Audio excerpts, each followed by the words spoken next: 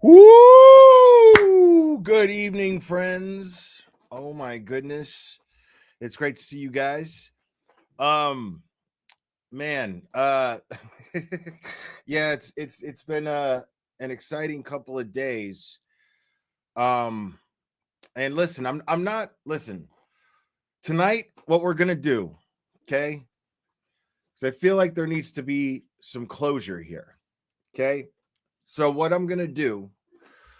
And the fact is, I mean, a lot of you might just be like, oh, dude, just fucking let it go, blah, blah, blah, blah, blah. Okay, well, I mean, fine. But I'm saying, listen, a lot of people have been talking about it, and I have yet to speak my mind so much on what happened last night. So I think that I think that I have a right to do that. And I'm going to do that. But once I do this tonight, I'm putting it to bed because I want to be clear. I don't hate or even dislike Brian LTL.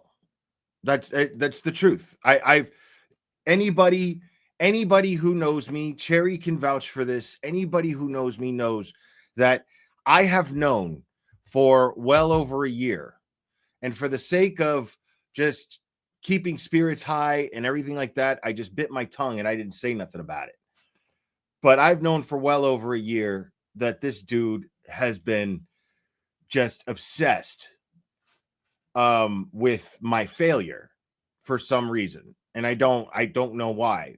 But the entire time I have rooted this guy on. That's a fact. Nobody can deny that. The entire time I have rooted this guy on. So and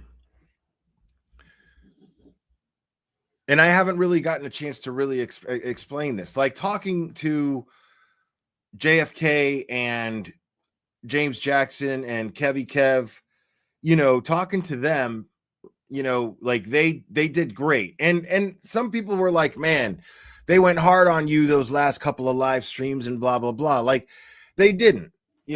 People reached out and said, and I watched it. The thing you got to understand, man, is like JFK, James Jackson, Kev, those guys come from a certain cut. You know what I mean? They come from a certain cut.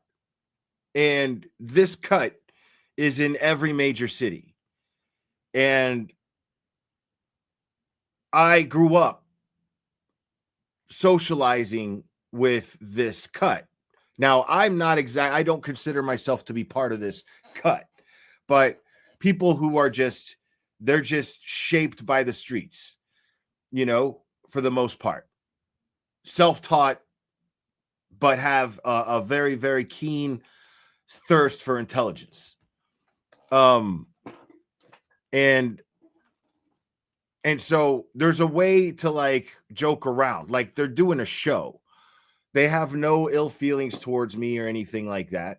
They were saying stuff like Brian should just pull up to Tennessee and fight him, blah, blah, blah.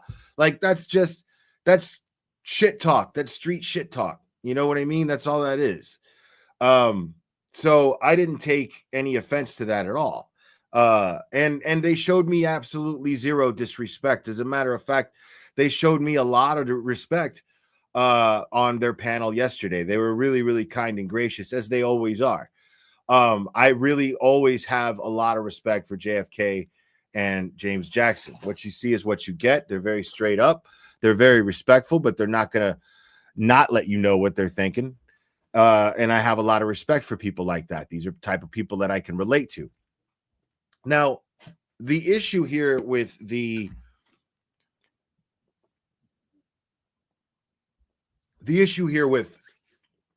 last night, I'm not going to go crazy tonight. I'm not going to get heated because the fact is although I have absolutely zero apologies to make for last night, I'm not proud of how agitated I got and how I displayed it. I'm not ashamed of it either, but it's something that I would prefer to keep a better lid on, especially somebody like Brian, allowing him to get the best of me in that way. So, I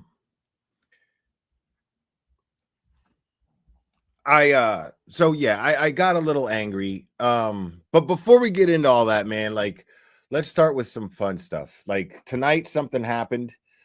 As you know, Bob Mata, Ali Mata, our friends, the Defense Diaries, they had our friend David Yianetti, the Cerebral Ninja, on their show.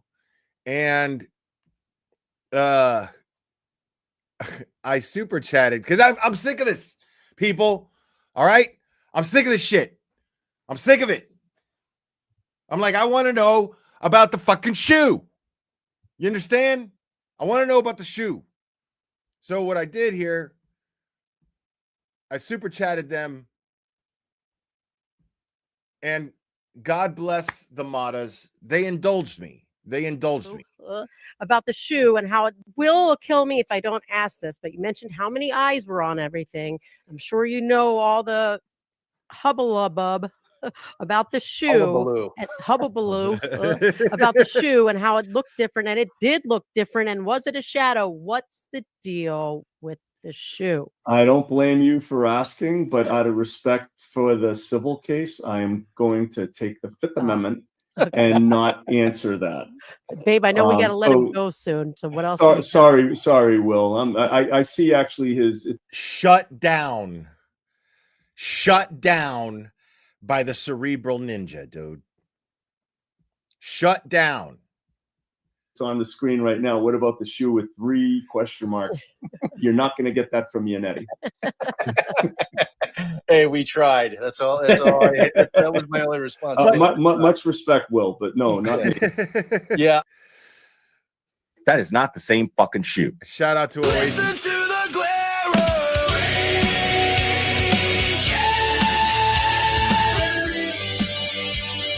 the color of national skies.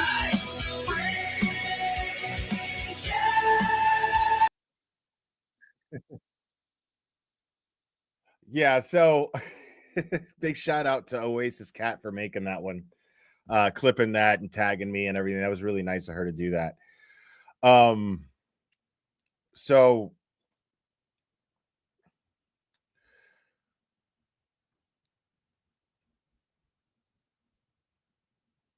we're gonna just get right into this thing from last night. I'm gonna get into it I'm not gonna start from when I started bitching, because JFK just wasn't getting where I was coming from. He thought that I just decided to fucking go hard on somebody just to go hard on them because they're soft, and that's not what happened. Or at least that's how it came off, as how he was looking at it at first. And okay, but I knew that if I had a chance to explain myself, that they would start to understand. And they still were having a hard time until Brian LTL showed up in the chat asking for a link.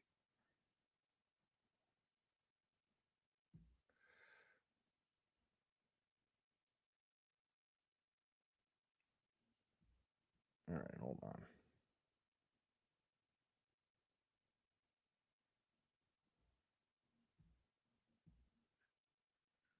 All right.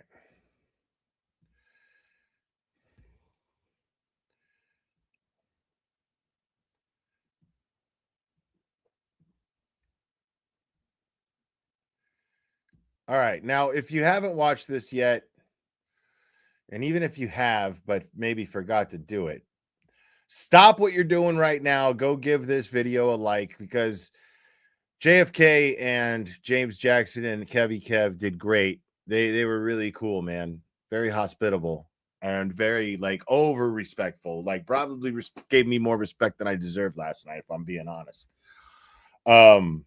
So big shout out to those guys. I know they're live right now. I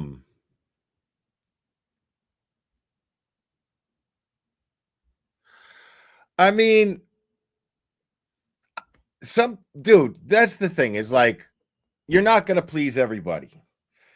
And that's okay. You know what I'm saying? Like, just because JFK might not like that I mock a Boston accent, and I don't think it's mocking a Boston accent. I might be mocking somebody who has a Boston accent, but normally if I'm doing the Boston accent just to do it, it's, you know, just for the sake of parody. That's all. Like, I mean no disrespect. I think my actions prove that, and I think JFK knows that too. Like, he says he has yet to be disrespectful towards me. So yeah, man, it's just something that I do here, you know.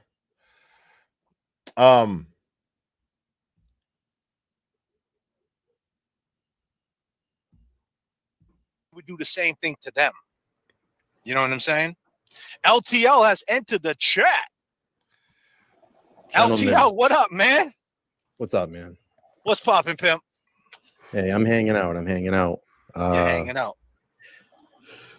Oh boy, where do I start? I don't know. Will, if you want to, I guess. I mean, right off the bat, he comes in like he's like, drop a link, you know, like all caps and shit. Drop a link, and then he gets up here, and then he's like, all of a sudden, he's fucking Tigger, you know, like he's like he has nothing to say, and I'm like, dude, you're the one who wanted the link, dude. Like, I'm waiting to see what you have to say. Obviously, you got thoughts on what I've been sitting up here saying for God knows how long. It's gonna get, obviously, you've got the floor. I just want to give you a chance to address anything that I said that you had take issue with, or anything that's been on your mind for the last year and a half. I really haven't had any issues except that. Let's just go back to the private Karen Reed dinner. Okay. The first show one? up at that dinner. Okay. The private Karen Reed dinner. I don't know which private Karen Reed dinner he's talking about. If I had to guess, I'd say it was the first fundraiser. Because that was the first time that I actually was social with Karen Reed and the rest of her family and everybody else. The first time there was a private dinner, because this is what I thought he was talking about. Because the first time there was this private dinner, okay?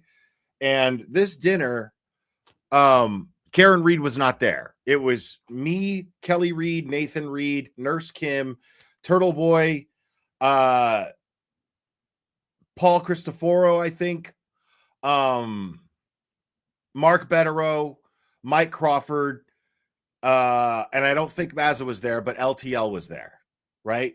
And Microdots was there. And it was an awesome, awesome night, right? Like, Betterow was like, that was the first time I realized how much fun Betterow was. Like, he was just hilarious. All eyes were on Betterow. And so he had all the attention. He was sitting at the end of the table. You know what I mean? And so, and it was a big table. I just named a lot of people. You know what I'm saying? So it was a big table. And so there was only a few of us that were really interacting with each other. Like, Nathan was interacting with me, Betterow, Crawford, and LTL and Microdots. And on the other end of the table was Kelly Reed, Turtle Boy, so on and so forth. And we were just talking about, we were laughing at trolls. Like, this is something, I promise you, that has been done more than once when we get together. Like, if trolls are listening, when we're in person, we laugh at you. We watch you look at your posts, and we watch your stupid comments, and we laugh. That's what we do. And Betterow was dying at some of them. And like, I mean, like belly laughing, you know? And it was really fun. I actually played a clip of it at one point. I don't have it. I'd have to ask Mike Crawford for it because he had it. Mike Crawford's the one who filmed it, I think. Or no, Microdots filmed it. It was Microdots who filmed it. I'm 99% sure it was Microdots. But anyway, so at that dinner, you know, it was like, okay, you know, at one point we were sitting there and I was like really in a good mood because this was the first time I met with fellow creators in person and had a meal of food and drink. You know, this was something I never thought would ever happen in doing YouTube, because people live all over the place. But this is the first case that I covered where most of it was geographically concentrated in one spot. So it has awarded me the blessing of being able to interact with a lot of you guys, a lot, which is great. And so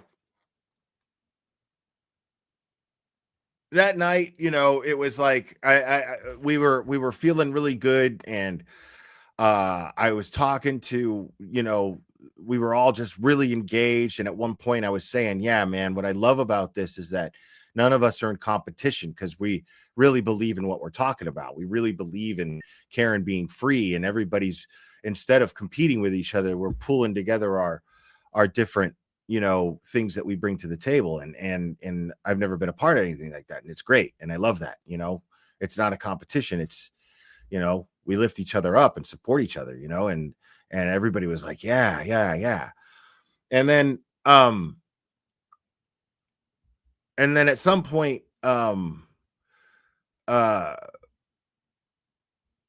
there was like a natural kind of thing. I think Nathan had said something to the group like, man, so he had said something to the group like, oh man, so you know, grateful to have all of you people here together and blah blah blah, and the support that you guys have been giving Karen. And you know, it was the first time I got to really talk to Nathan. It's the first time I met Microdots. That was awesome. We hit it off right away. And what's up, buddy? It's good to see you, dude. And then at one point, Brian stands up and he's like, I'd like to say something, everybody. You know, and it was a little cringe, but it wasn't that bad. Like, it was coming from a nice place. You know what I mean? Like, it was just coming from a nice place. So you know, everybody kind of went, you know, all right. But at the same time, you could tell that it was coming from he was being kind, and he was feeling the energy of the night too. So it was nothing that I ever wanted to criticize him for. But it was the first time I kind of noticed, like, okay, man. But he wasn't talking about that night. He was talking about the night where there were people on Facebook. I'm not going to name names because that's in the past. It's behind us. There's no reason to dredge that up. But just a reminder, it was the first time there was all this rift about not being invited to something. And people threw a big fit about it. And so it was that dinner, the one where Auntie Deb did the crab walk as Auntie Bev. And yeah, it was really fun. And me and Mark Betterow got hammered, like hammered. There's wonderful pictures of that night. I was hugging everyone. I was laying my chest in everyone's bosom, male, female, it didn't matter. I just laid my head on there because I was just loving the company I was with. I was in the best mood in the world. Yeah, speaking of which, yes, Mizzy as well. She was there and it was an awesome night. And so this is the night that he's talking about. And what I can tell you, I'll let him continue here. All the creators are there in that room, and not one of you guys looked at me. Not one of you guys recognized. What, dude? Just dude, hear me what out. are you talking about? Oh, okay, all right, fair enough. All right, fair enough. But at that time, Mike Crawford and I were kind of beefing back and forth, and I gave Mike a lot of respect to come up to me and shook my hand and said, "Hey, let's just bury this whole thing." You guys ignored me the entire night. The next day, the LV cops on their way to the studio, you're on a fucking live stream on Instagram. You're outside the hotel room. You're talking Right. about, hey, I'm going to go down there. Okay, and now before we get into that, let's talk about what he was just talking about as far as that night, that fundraiser, the first fundraiser. I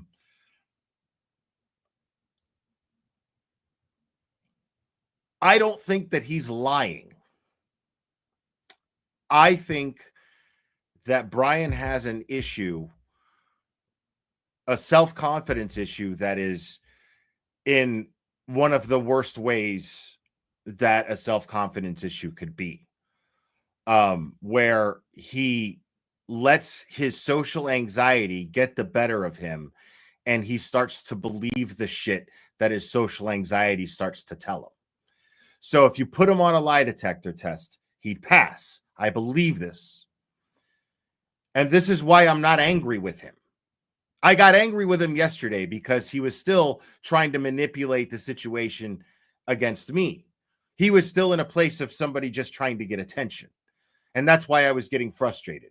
He was completely oblivious to himself. I was actually angry for him. And I'll explain more about that in a bit. But that's simply not true. The thing about Brian is when he's in these social settings, he sits there like a stone. And he smiles. And he laughs at the jokes that are being said. But he doesn't interject. And he doesn't add anything to the conversation. And when he doesn't, and nobody is talking to him directly and going, Brian, hey, well, why don't you, blah, blah, blah, blah, blah. If nobody does that, then everyone's ignoring him and nobody cares and they don't think that he's worthy of being there. That's what's going on in his fucking head. And that sucks because I know what that feels like. I know exactly what that feels like. So I am actually very empathetic towards him on this. But last night, you have to understand that I was just trying to process how this dude could just boldly lie like that when there were hundreds, literally hundreds of witnesses around that would dispute what he's saying right here. Literally hundreds. And the thing is also, it's like, I don't know if that was happening with him, but Microdots can attest to this. You know, Aiden can definitely attest to this. Nurse Kim can attest to this. Melanie Little can attest to this. And Melanie Little was there that night too. And I'm not bragging. It's just the reality of how that night was. And sometimes nights go when I'm visiting in Boston and there is a fundraiser or a social event. Everyone wants a picture. Everyone wants a picture. The second that I was in the door for not even 5 minutes and I was dizzy. And then Karen intercepts me and's like, she's got her phone and she's like, hey, I got Alan on FaceTime. You want to say hi to him? And I was like, yes, because I'd never talked to Alan Jackson before. So already the night is off to a great start, but it's very, very fast pace. Consider like meeting people and, oh my God, I watch you all the time, blah, blah, blah. Thank you for coming all the way down here, blah, blah, blah, blah, blah. This is happening left and right. And it's really, really nice. But I don't know if Brian was experiencing the same thing or not. I don't know if he wasn't and he didn't like the fact that others were. I don't know if that was the case. Right. I get anxious. Dude. Like, y'all motherfuckers say what you want about Esty, okay? But Esty was always really nice to me. That's why I haven't engaged in that shit. And I'll tell you what, dude, like, she happened to be right there. Like, that last fundraiser where Alessi spoke and Nan spoke, like, I was fucking like, I walking in there, I just went boom right into fucking panic mode. Straight up, right into panic mode. I'm not ashamed to say it. And like Esty noticed it right away. And then she was like, come with me. And then she took me outside and she was like, just breathe. You're all right. You know, it's like she just knew, you know, because she watches the show. I guess she knows that I struggle with that shit. So it was nice of her to do that, you know, and it was private. So she wasn't doing it to get attention. And I'm not saying that she didn't do things to get attention. I'm saying this was not one of those things. It was a kind act. And it's something that I'm never going to forget. These are the kind of things that go a really, really long way with me. And so, you know, at this thing, he does the same thing, you know, and he doesn't seem to understand. And I hope he figures this out, but he doesn't seem to understand that the energy you put out is what you get back. You know what I'm saying? Like,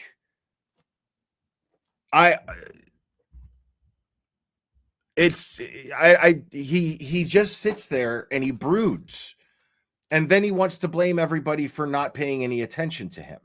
That's not, you know.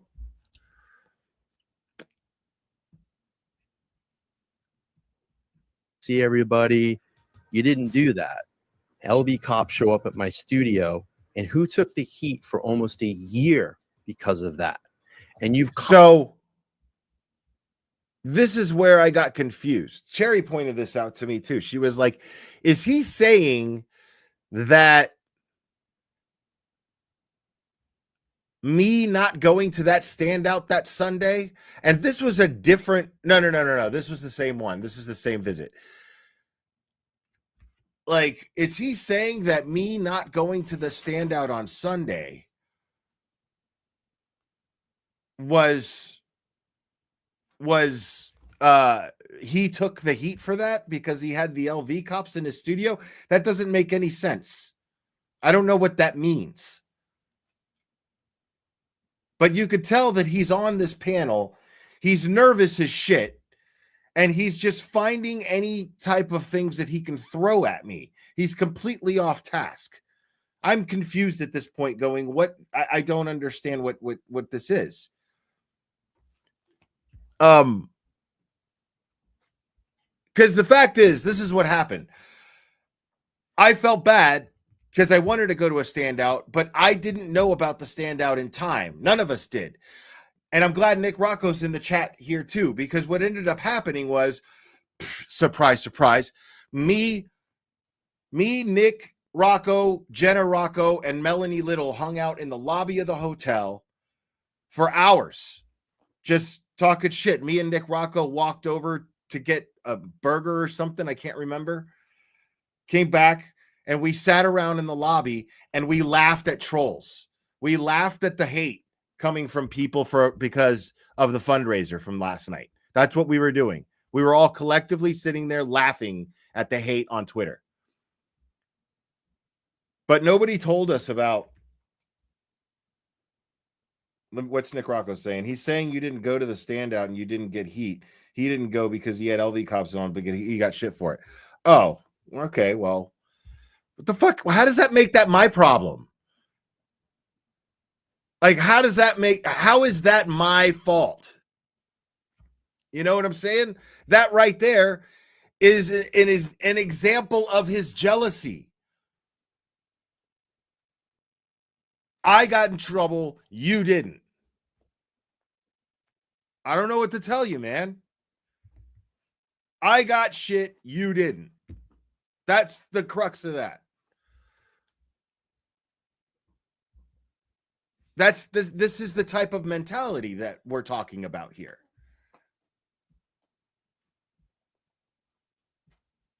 Constantly said that you were going to go down there and stand up with people on the Sundays when you flew in. And when you're sitting here, and I have gone to standouts. I have. You're saying that I went to the fucking, what do you call it? The one where Capitol Grill is, Legacy Place. I went to that one. Like, I made it a point to schedule my flight because I always forget. And then I made it a point to schedule my flight for that. To make sure that I attended that. Never been out there. I just compiled. And it was in walking distance of my hotel, so it made it real easy. a video of 6 hours of all the dates that I was out in front of that courthouse. I never said you never went out there. I never said that. You said that I never went out. I wasn't hardly there. I was there, Yeah. Will. Okay, that's I very. was there a lot more than you were, and I'll be honest with you. That's I'll very give you a different lot of than saying respect. You never You went. flew up here. You flew up here and did spend time up here. So I give you a lot of. See, I had my fucking Beats on and used the mic on that, and this dude had his real mic, and he was overpowering me. But it didn't matter, as you'll see. Respect for that amongst other people that haven't. But every time that I've been around you and every time I've been in front of you, you've acted this way like you don't even want to fucking talk to me. You don't want to You even. are projecting, my friend, because I Projecting. have gone out of my way several times to make an effort to. I go when I had to reach my hand out, shake your hand, and you thought about shaking my hand the last time I saw you at the fundraiser. That last fundraiser, this was the coldest that he's been with me so far, besides the time that I bring up with James Jackson here. But this was the coldest. I show up to this thing. I nearly have a panic attack. I turn out to be okay. I come in there. I've got a completely different attitude. I'm ready to go. I'm already in, all right, let's party mode, right? Then I see Brian and I go to shake his hand and he doesn't even make eye contact with me. And then he delays and then sticks his hand out and shakes my hand. Doesn't even make eye contact with me. And I'm like, okay. And again, mind you, I've already known forever that this dude hates my guts, but doesn't have the balls to say anything to me about it. But I've always made an effort to be cool with this dude. Always. And I know there's other super chats that I missed. I'm going to go over all of them in a second. Oh, here we go. I think we got a super chat. Super chat. I think we got a super chat. Super chat. Super chat. Super chat.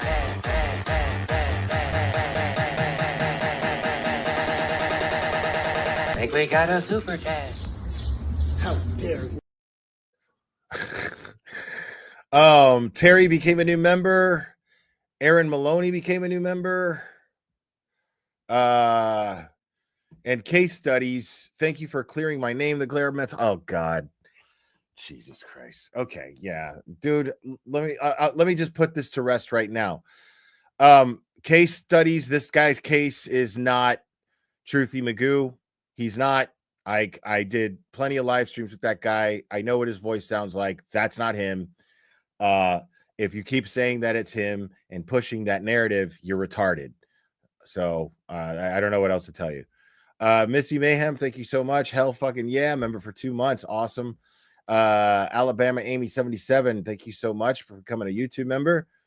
Thank you, Fabulous Fabi. Appreciate you. Maria Chiviano. Claire, I love you. Thanks for what you do. Thank you so much. I love you too. Appreciate it.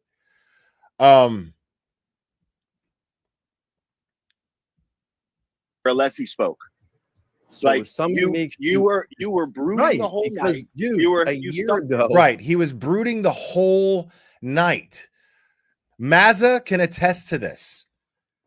I made every effort that I could to make conversation with him. And he acted completely stuck up. He sat in the same spot. He looked down, looked like this, and just expected everyone in the world to flock to him. And when they didn't, he accused people of ignoring him. But me, in a social situation, I'm engaging, dude. Even if people are stopping me to ask for pictures, if at that party when I saw Alan Jackson and fucking Eliza Little just sitting there talking, I'd be like, yo, what's up? You know, like that was the kind of party it was. Like, that's not my fault that homie doesn't know how to fucking engage and have a good time and interact with people. That's not my fault. And I did engage with him. I made the effort to engage with him. So he's just flat out lying at this point. You know? You didn't want anything to do with me there. You stuck your nose up to everybody, no matter how many times people tried to make an effort. Every time I tried to make an effort to make conversation with you, you wouldn't even make eye contact. You were cold as hell. And you're sitting there acting like that was me? Come on, dude, because I guarantee you that all those witnesses that were there would back me up on this. Guaranteed. Sounds like you're crying. Because some of them have even talked to me about it. Like, you see what he's doing? Like, just trying to like avoid the facts that I'm throwing in his face. You sound like you're crying.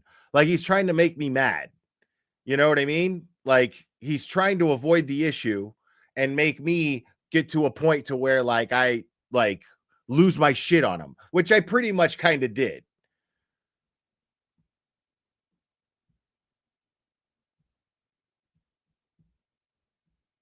Okay, what do you need me to do this resolve? Do you want me to apologize? I'm sorry, Will. Is that what you want me to do? I don't care. Like, I don't want an apology.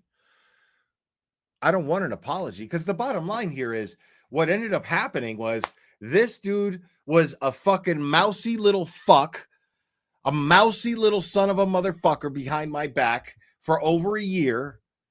And I just ate it. For the sake of the community and keeping spirits high and blah, blah, blah. But now here's the thing.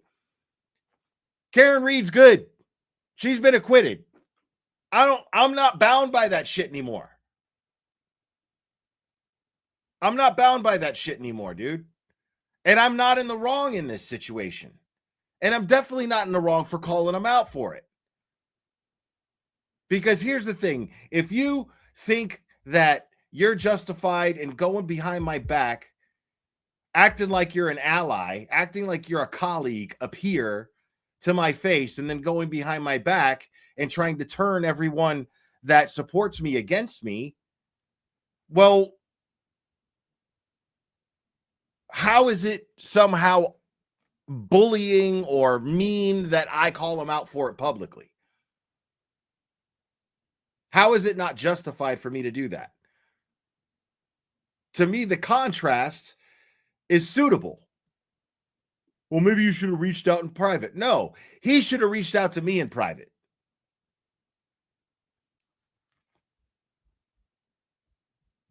Dude, like, okay, then if you didn't care, then why did you go on a 3-hour rant the other night about it? You know, listen, the issues between me and Jess could have gave me a phone call and we could have worked that out. I'm an adult. She has my number. I would have done that offline. I had a phone. I has nothing to do with you. I don't know why you jumped in the middle of it. You had over a year to air your grievances out with me. I have no grievance. What have I? Well, according to let me ask you something. No, Will, let me ask you this. Well, if you knew this for over a year and you've seen him, like I said, why didn't you confront him man to man? I would. I'm saying it's not on me to do that. How is that shit on me to do that? If he's the one with the problem, and just because I happen to know that he has a problem, how is it not perfectly sound for me to just be like, if he's got such a fucking problem, all he's got to do is talk to me about it. It's not on me to fucking go, hey, dude, why don't you like me? He's the one with the problem, not me. He's the one with the problem, not me. I didn't have a problem with this guy. All I did was support this guy ever since I first started interacting with him.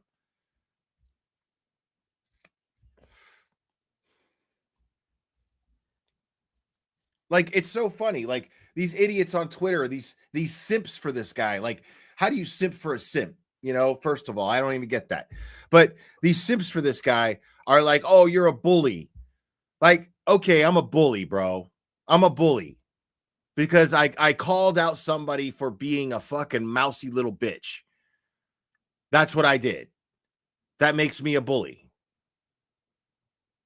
Even though my track record is, if there's one thing, if there's a list of 5, one of those 5 of things if there's a list of 5 things that I take pride in as being a YouTube creator, is my sense of community.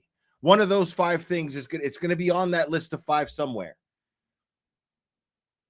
My sense of community. Because I have always promoted other channels. I have always tried to help build other channels. Always, always, always. Nobody can deny this. And I have beef with 2 people in the past year, and I'm a fucking bully. Fuck out of my face. Just because I'm not afraid to say what's on my mind. Like, and the fact is like, you're new here. I have always reserved the right to get fucking petty. Petty streams. The fuck you think they are? You think that's the first one I did the other day? No. I've been doing petty streams.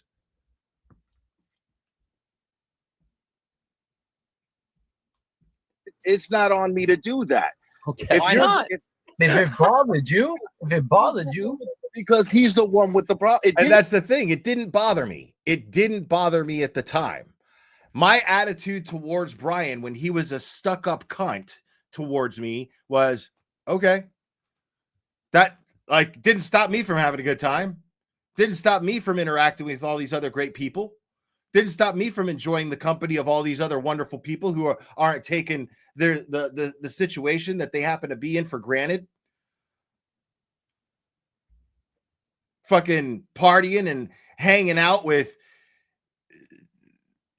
like some of the most talked about people that are going to be talked about in fucking law by law professors for decades, generations to come. I'm going to sit there and I'm going to pout because LTL doesn't like me.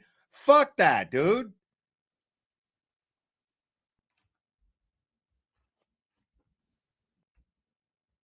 He's the one that had the problem.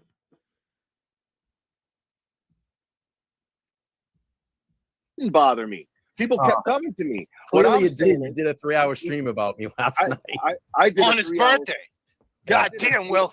Happy birthday. Happy birthday, Will. Wow.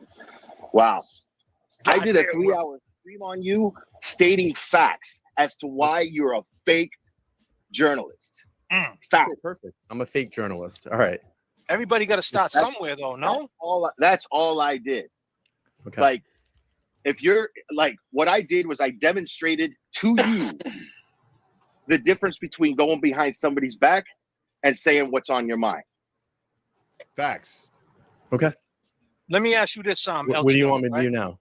I don't Let me want ask you you to- this. This is Okay, where you you go on feel- your way and just let me do go you on my feel- way. You're the It's one who fine. wanted the link. You're the one who wanted. Right. You're the one who wanted the link. What are you asking me? What do I want you to do? I don't want you to fucking do anything, dude. I'm stating how this is and I'm setting boundaries. That's all this is about. I'm finally setting boundaries. This is the last time I'm going to address this. I am done after this stream. The link. I am putting this to bed. So let me ask you this. Bro. Right? Do you feel that that's what he did? Do you that's what you feel? You feel that he ganged up on you with this chick Jess, and why is Jess acting like this? What's her problem? I can talk with Jess if she wants. Now, the thing is that's not even like the only thing that I addressed about Jess, the only thing that I defended Jess about. I didn't defend Jess when it came to her issues with Brian. That shit's none of my business. I defended Jess because I felt like it accidentally came off a certain way to the community, and I wanted to defend her position because I understood it, knowing that a lot of people didn't. So I wanted to explain my perspective of it because she's only been on you. This is her third live. That was her third live stream. You know what I mean? That was it. I didn't give a shit. I don't give a shit about her stuff with Brian, but I addressed the Brian shit because in that she happened to have stated, this dude, I could not fucking, she's like, I could not have fucking started a live stream. She's like, it got to a point. This is what she told me. She's like, it got to a point where I had to like time going on at the very minute that we were supposed to go on because I couldn't start or end a live stream without listening to him complain about you, Mike Crawford, and God knows who else. The jealousy and competitive shit that he was putting out there was toxic. That's how she explained it to me.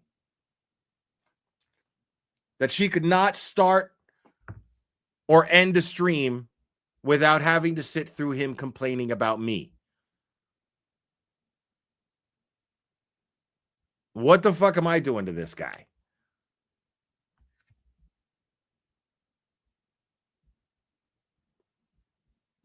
To hash things out with me. I'm not gonna. He says Jess, she don't you know, want Jess has my number.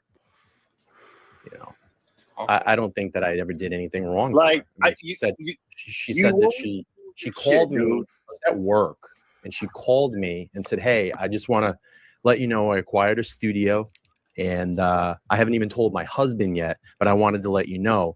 And she goes, "I'm not a techie person. Could you help me out with the tech?" I said, "Of course. Just call me when you're ready to do it." And then I never heard from her. And then I heard, you know, I just started seeing all these little vignettes, like she's getting her studio up and running. And I told her months ago, like, you need to start a YouTube channel. Like, you need to start your channel and get it going. Right. And I never heard from her. And that was it. She started her show, and that's all I know. And then all of a sudden, there's this attack that I'm this bad guy to her because I didn't follow. It's an attack. No, it's that she ate your shit for so fucking long that it finally came to a head. Up, I don't know. I guess I'm supposed to call everybody and say, "Hey, do you X, Y, and Z? Hey, JFK, how you doing? Do you need help with your you know, Bro, I don't know. I'm supposed to do that." Stop it, dude. This high road bullshit act of yours, dude. Like, let me tell you something. Trashing creators who lift you up behind their back is not high road shit, dude. It's not high road shit. I've done nothing but say nice things about you and try to lift you up and try to promote your channel for over a year. And I gotta turn around. I don't need you to do anything. Okay, then what is the point of this? You're the one who came move up on here. with your life. Create your content, elevate your platform, reach out to your subscribers, do positive things. Now, he's doing this to piss me off. He's doing this to piss me off. Why are you focused on the negative? Why are you focused on the negative? Do positive things, Will. Like, he's talking down to me, but what's making me mad is that he's talking to me like he's somehow in this elevated position morally with me, when he's the one that has the drive that has made him, that has brought him any success, has been nothing but jealousy and a sense of dirty, ugly competition. And he's talking to me about positivity, which is pissing me off. Trying to tell me and give me sound advice on how to, dude, that's already what I've been doing. As a matter of fact, I've been taking my positive energy and giving it to you for over a year.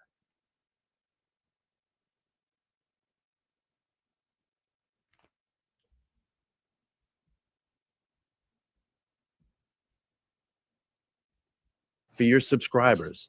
Francis Chigalotti. If you want to grow and you want your channel to grow, then I mean, dude, I don't know what to tell you. My channel is growing at the exact pace that I'm happy with. This isn't about my channel, bro. I think it's great, man. This isn't about my channel, dude. Why are you bringing that up? What does that have Because I just called him out on his high road bullshit act. And so he's like doing it tenfold now. He's trying to push that high road shit, and he's doing it. He's trying to get a rise out of me. Mammy Jammy, thank you so much. If you had addressed it with LTL, he would have gaslit you and denied having a problem. He's very passive aggressive. People like that piss me off. Yeah, but check it out. It gets good here because JFK finally starts to see this dude and what he's doing. Like, these are street smart guys. I knew that all they had to do was listen to the way this fucking dude is dealing with this shit, and they're gonna fucking catch on to him. do. It's what we're. Well, you did have 2,200 people watching you. Yeah, you man, bashed me talking shit last about night for 3 hours in your chat. that you're not 2,200 even- people who agree with Bash me for 3 hours in your chat. me. Who You're I'm not just even saying it related. worked. You're not even. You have. finally You have. saying what they were thinking. There's You're nothing. not There's nothing fooling that you had to anybody jump. with this shit, bro. You're not fooling anybody with this There's shit, dude. nothing that you had to jump in with Jess. Jess and I she has an issue with me. She has my phone number. She could have called me and said, Now, hey, and I didn't even do that. Like, I didn't even chime in on his issues with Jess. I don't care about his issues with Jess. why? And the timing of this is really weird too, because if she was upset about the Nathan Reed interview, why didn't she hit me up the next day and say, hey, I'm really upset about this, and we could have worked it out? Isn't that kind of weird, the timing on that? Let me ask you this. Like you see, I'm not answering him. I'm not going to engage in that. He wants me to start talking to him and arguing on Jess's behalf. I'm not going to do that. I haven't done it, and I'm not going to do it. LTO. Let me just ask LTO a question. Do you feel, was you talking shit about the Glera behind his back to a bunch of people that you guys know? Not that I know about. I've said a few times that I don't like him, and I always felt not that I. In the same breath, dude. In the same breath. Not that I know of. I said a few times that I didn't like him, bro. Like, people tell me stories all the time, like, oh, I hate that he wears a Superman shirt. Like, what? Like, it's insane behavior, dude. I'm sorry, Karen. We love you. Thank you so much. He was and weird. What was your reason? Why was your what was your reason? Sorry, Glera. What was your reason? What was your reason for not liking Will? What was the deal with him? Because the way that he always acted in front of me, like he was too good for me. Never. Either you're delusional or you're a fucking liar. Now, watch James Jackson. I think that might have been a misread, because when I met the Glare, not for nothing, LTL, man, he came right up to me and gave me a hug, and I ain't never met the dude in my life, so I don't know. And we sat together in court. Boom, right there. Right there. See, this is why I like JFK and James Jackson, because they have integrity. They're not going to just let that shit slide. Like, dude, no. After what I've been listening to right now and remembering that as soon as I met this dude, he came up and gave me a hug. I was so happy to meet JFK, dude. You have no idea. I was so happy to meet James Jackson. You have no idea, dude. Bro, James Jackson, you were there interacting with me and Brian. Was I a dick to him? Was I cold to him? No. Let me ask you this. James Jackson had the same, and listen, LT, I'm just calling a spade, right? And I appreciate you coming up here, bro. And I appreciate, and I'm not trying to dog nobody. I don't appreciate people riding on you like that. I feel that, you're trying to do the right thing, and you're trying to build your shit, man, and we all, people might say JFK is too much about the music. I might say, hey, LTL's being too careful and not talking about the Gigalotti case. I did say that before. I'll admit it to you right now, because I want to see you talking about it. That's why I think you'd be great for it. Just for the record, I think you'd be great for it. But James, when you met LTL, what was your impression of him? Because you told me before, I asked you, oh, you met LTL, because he never mentioned us. I never heard him talk about us once. I felt like, honestly, LTL, when I met you that day, Kelly Reed, I don't think me and you ever would have met if Kelly. Now, this is the same day that James Jackson and I first met, and James Jackson and LTL first met.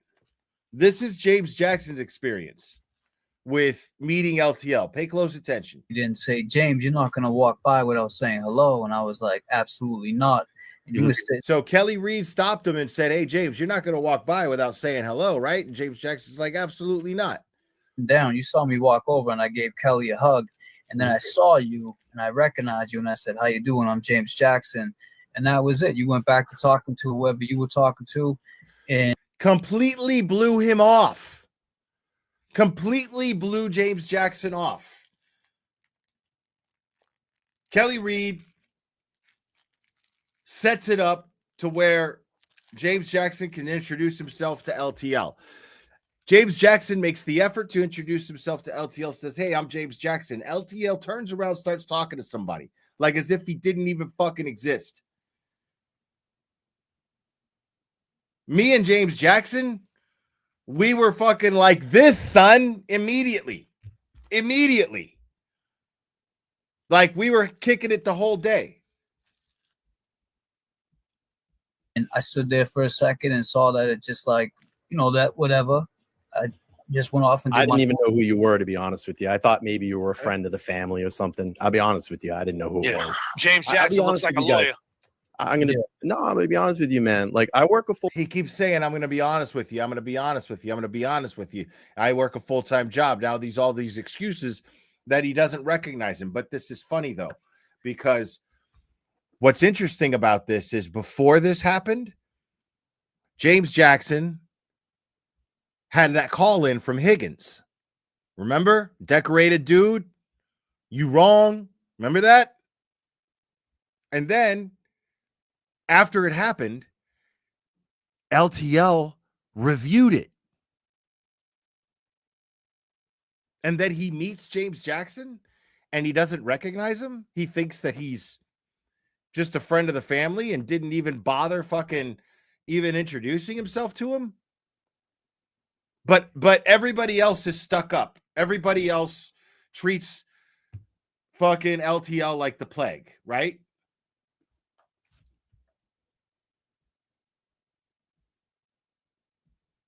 Full-time job. Like I don't like I do that and then try to create content on top of that. So it's hard to get into all the intricacies of YouTube. You know what I mean? Like I don't know. It's hard to get into all the intricacies of YouTube. What do you mean? You mean like recognizing a fellow creator or at least acknowledging a fellow creator's existence when they try to introduce themselves to you? Those are the intricacies of YouTube? Are you kidding me? That's just common courtesy, dude.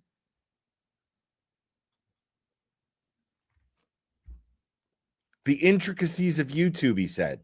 I love that shit. A lot of the time, who's who and what's what. I mean, I have people that come up to me and go, hey, do you remember me from this? Or do you know me this? And I'm like, I don't know. But so you didn't know James Jackson? He's the guy. But but I'm just saying, LTL, you didn't know James Jackson was the guy who took the guy, Officer Higgins, ATF agents. Look at James Jackson's face, bro.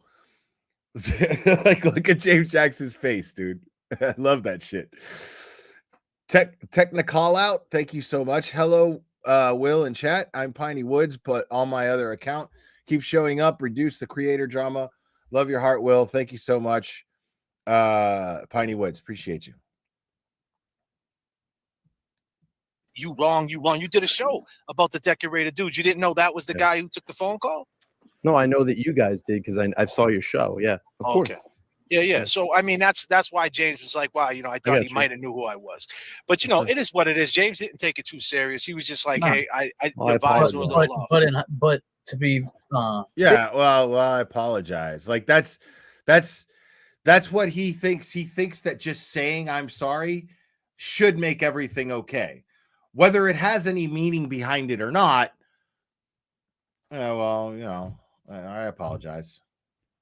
What do you want me to do? What do you want me to do? That's this whole thing. I'm sorry. What do you want me to do? That's not an apology. That's not even acknowledging that you did anything wrong. Like it's beyond the disrespect that already took place. Yeah, when I met the Galera, same thing. I didn't know him. Me and him, I introduced myself. We clicked. Yeah, we clicked immediately, bro. Like, we hung out that whole day, bro. And it was like, And we tried to kick it with LTL. He was hanging out by himself in a corner, acting like he was above everybody else, putting himself in front of Allison's camera and the registry of deeds. Everybody saw it. Everybody noticed it. And you're sitting there and you got the balls to say that I'm acting like I'm an uppity and too good for everybody. Fuck you, dude. You're full of shit. Well, there you have it. Cool. Good LTL, let me say this though. What he's saying though, right? He's saying that you come off what Jess was saying is that behind people's back, you make everything a competition. Now you're here on this platform saying, isn't it a competition? Isn't it a what I'm competition? Look, Isn't what everybody says a it- competition, oh, right? Isn't it a competition? No, it's not a competition, dude. Not for me. It never has been for me. Because let me tell you something. This is one of the things that isn't being talked about in all this. Okay. I flew out there and Nan actually, in part, helped with my trip because I wasn't sure if I was going to go because the money wasn't right. And she was like, I want to go, but you've been there a bunch of times and you would be the person I'd feel most comfortable introducing me to people and showing me around and things of that nature. So if I helped you with your airline ticket, would you still go? And I was like, yeah, I mean, I can't say no to that. Sure. So the fact is that for some reason, Brian, and I won't name other people, but a couple of other people, Brian and a couple of other people, for some reason, were playing tug of war with Nan. Everyone wanted to land Nan as their regular on their show. Because if you remember, Bettero was about to be, there was already a motion filed for Bettero to be on Karen Reed's team, but Bev hadn't denied it yet at that time. So Bettero was not on YouTube. So everybody wanted Nan. I did not. I wanted Nan on my show from time to time, here and there. I like to have somebody there that I could be like, hey, do you want to do a live? Sure. So we went to, so Nan pretty much, for the most part, like whenever there was something social, like every time that I go to Boston, the thing to do every time is I contact Turtle Boy and I say, hey, I'm in town. And then we make a plan to have dinner at some point while I'm in town. That always happens. I always text Microdots as well, let him know, but Microdots has a very busy schedule. If he can make it, he can, but sometimes he can't. And sometimes we miss each other. But I always let Microdots know when I'm in town, and I'm hoping that we could get together at least for a drink or something. But now, yes, a meal of food, excuse me. But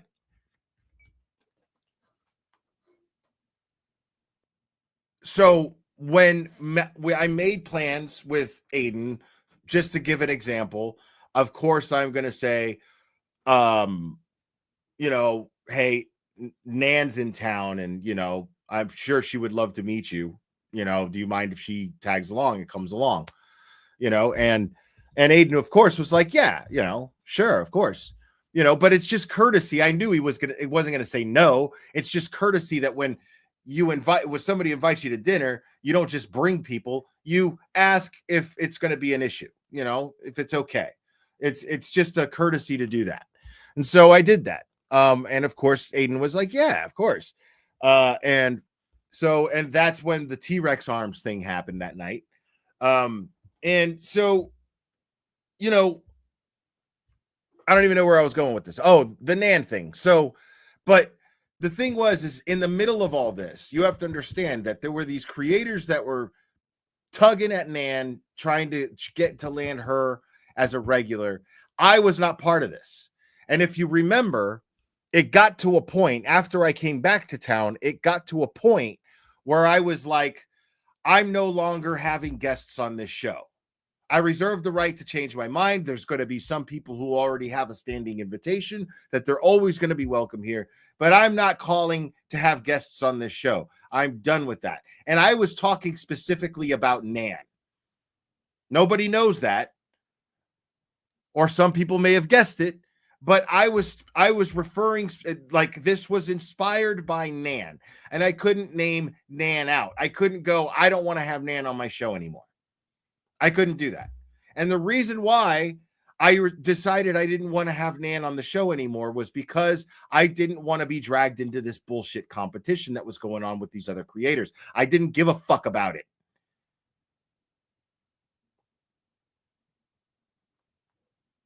And I could tell that the whole time we were in town and Nan had asked me to act as somewhat of a guide and somewhat of an escort, that this bugged Brian. I could tell. He acted like a whiny, broody little bitch the whole fucking time. And I could tell that Nan not doing this with him for whatever reason bothered him. He felt threatened. He felt like, oh my God, look at this. Now Glitter's going to have Nan on his channel all the time and she's not going to do my channel anymore. Oh my God. Like, stop doing that to yourself, man. And if that was even the case, who cares? But it wasn't. But if that was even the case, who cares? But I sacrificed having a nice dynamic with somebody who I enjoyed banter with on this channel so that I would avoid having beef with other people. I was like, I don't know what the fuck I'm doing to Brian. That's where my mind was. I don't know what his problem is, but I'm going to do everything I can to not be a problem to this guy. Whatever I'm doing to bother him, I don't want to be that. So I'm going to step aside over here and just do my own thing. But apparently it wasn't enough.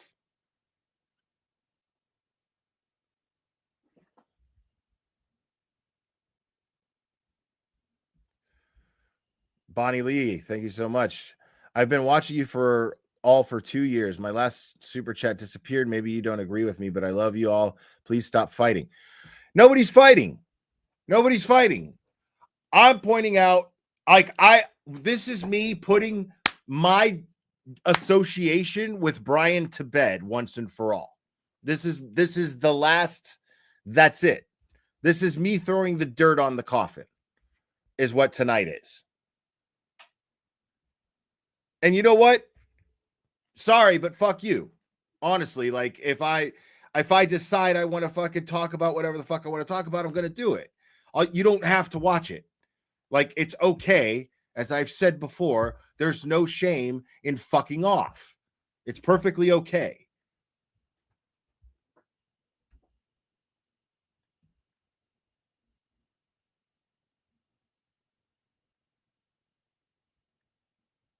Thank you, Cherry. And it doesn't make it even better if you're just like, oh, just please stop fighting. Like, no. Like, I get that this is not, I do not enjoy doing this content, but I find it necessary at times. Because I'm not going to go through YouTube for the rest of my days and act like this dude is, like we're fucking cool. Like, I'm just not going to do that. Yeah, no, let me just say this. Let me just get this point off real quick. You're saying that she's saying you was picking people apart behind people's back, behind, everybody's back, saying, this is a competition or whatever. And you just told me you don't pay attention to anything that's going on. You have a full-time job. So what is it? You don't pay attention or you do pay attention? What is it? Because if you did pay attention and it's a competition, then you did know who James Jackson was. Boom.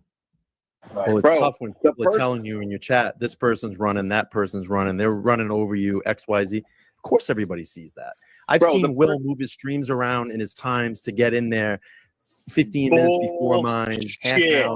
No, that's something that he does. And I would be like, I don't care. Whatever. How many times, guys? It's like that imaginary beef some guy has with you in the gym. It's weird. Right. Exactly. Thank you, Ragnarok. I mean, how many times, dude, have you heard me go, hey, this person is live right now, or this person's going live or whatever, please, like, go check them out, or at least go over there and give them a like, and, or, if you want to hang out over there, just come catch the replay of my show. I don't care. It's cool. How many times have you guys heard me fucking do that? Like I seriously, it makes me uncomfortable to step on other creators' toes. I don't want to do that. And Brian was one of those creators. Oh my God, the petty paralegal. Thank you so much. I watched the whole JFK live before catching up on this show, on this now. Thank you for staying true to your values. I met BLT in Canton. He looked beyond me to see who was more important. Your conviction brings me peace. Much love. Listen to the clearer. Thank you, petty paralegal. Extremely generous. Wow. So yeah, like he looked past her to see if there was anybody more important. That's what he does. He doesn't make eye contact with you. He's looking for where's the place I'm going to get the most attention. That's what he's doing. And I can't relate to that.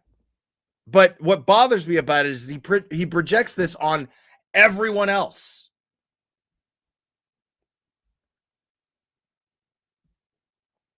Right. Where's the camera? Exactly. Where's Allison? Where's Tom? Where's fucking Jason or God, what's his name? God, why am I having a brain fart? I love this. Brian Hale. Where's Brian Hale? You go. Get into the juice. Bullshit. And Cherry can vouch for that.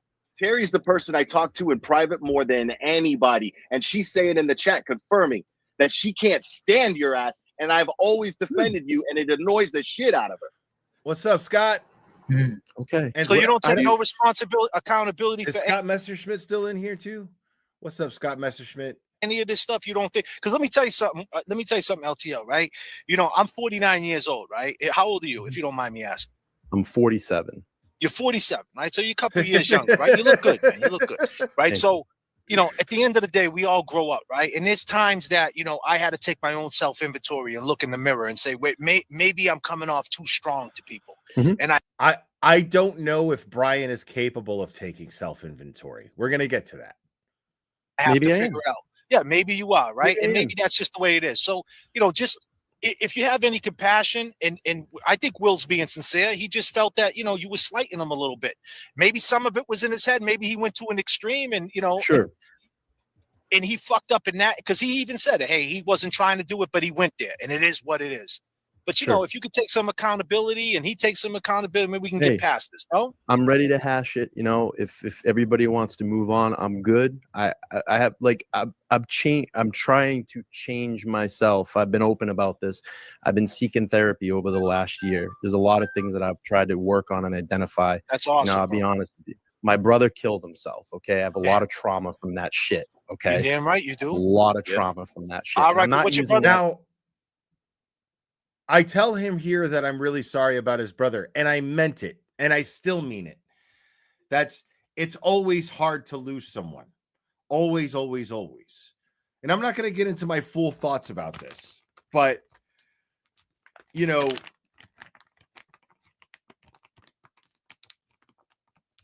it would be dishonest if I didn't point out that he's bringing this up because he could see that the panel has shifted on him. He can see that he's cornered. He can see that his words are not making sense. He's not being honest. He's not being honest with himself, and he's being called out on it. And he's being called out on it in the most respectful fashion that I mean, JFK is an artist at this.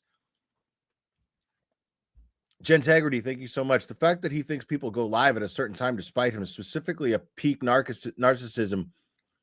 Not everything is about him. Appreciate your authenticity and hope you never stop talking the shit. I'm never going to stop talking the shit. Thank you, Gentegrity. I appreciate that. What's up, baby boy? Come here. Come on. Come here. Jump up. Come here. You don't want to say hi to everybody? You haven't been down here in such a long time. Come on, buddy. Come here. Come on. Come here. Come on. Jump up. He's not in the mood. He's tired. It's late. But Clubber's down here with me for the first time in a couple of months. Like, I feel confident taking him on a leash as long as he walks, as long as he's slow and I keep the leash short. But yeah.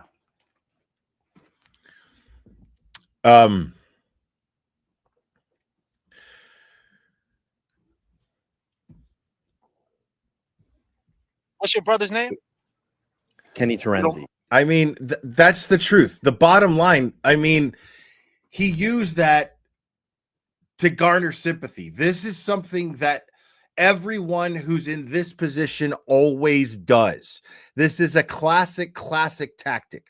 When they get cornered, they will do something to garner sympathy, whether it's, oh my God, stop. I think I'm having an attack. Stop. Like they do that shit, or they start with, oh my God, like, you know, I'm dealing with so much and I've got PTSD from the fact that I lost my loved one and blah, blah, blah.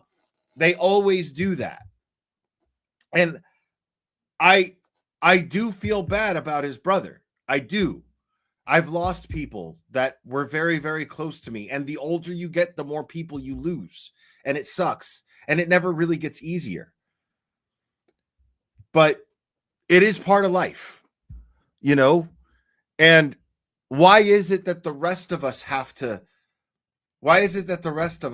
cope and manage it in a positive way, but other people are just exempt from it, who have the same level of intelligence as the rest of us? Why?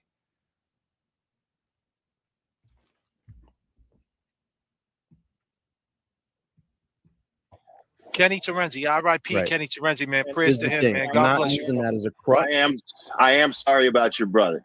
I am. And he's like, I'm not using it as a crutch, as he kind of uses it as a crutch. I mean, come on. And it's not a crutch that he's using it for. He's using it as deflection. It's a shield. It's not a crutch, it's a shield. That, Will. I'm not using it as a crutch, but it was a catalyst to get in some therapy for shit that I've been dealing with for a long time. So I've been dealing on trying to work on being a better person. That's why I preach community, man. And if these guys feel like they've been slighted, hey, I apologize. I wanted this to be a communal thing, and I never felt that love from. That's why I wanted this. That's why I preach community, he says. That's the problem. I hear him preach community a lot, but behind the scenes, and when he sticks to it behind the scenes, it tells me that he knows he's being hypocritical. It tells me that he's aware of it. That's what makes it shitty. That's what makes it beyond being innocently delusional and being just plain shitty. Thank you, Scooter, for Clubber. All right, thank you. I'll get him some treats with that. I mean, yeah, you know, I mean, I'm not saying right. I mean, it's tragic, and you know, and I'm not saying he's over it, and I'm not even saying he should be over it. I'm saying that when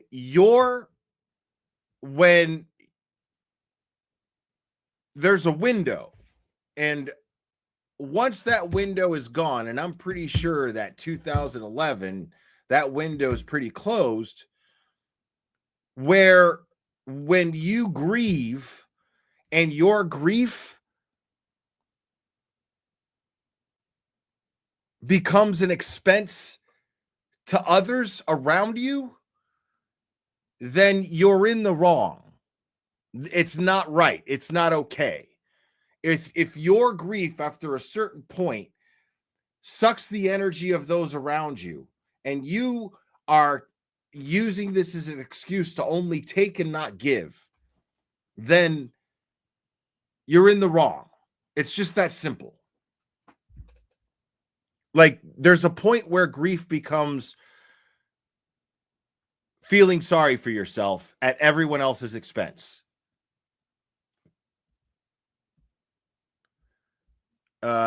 Inked Melody Music, thank you so much. Gifted one membership. Thank you so much for gifting a membership. Appreciate that.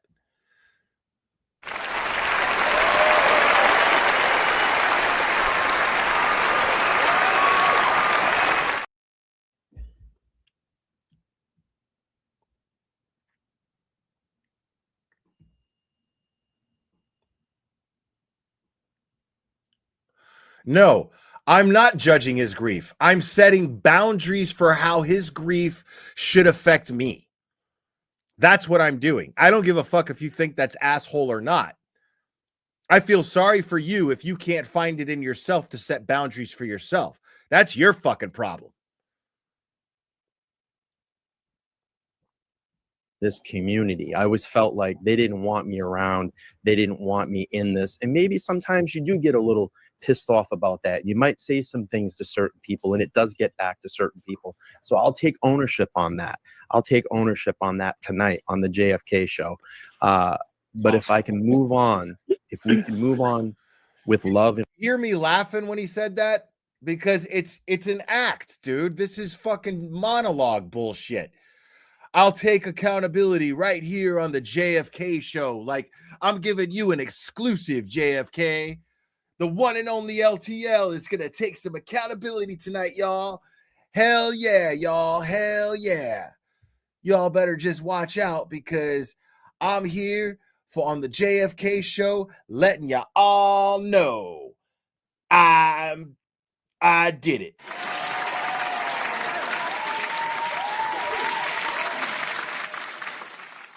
Come on, dude. Come on, dude. In our life and move on and just keep doing their thing. If they don't want me around, it's fine. If they want me around, I'm all good with that too. But I mean, that's it.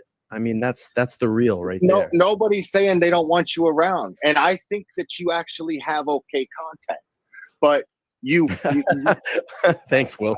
I do. The problem I appreciate it. The problem that chapped his ass so bad that I said his content was okay.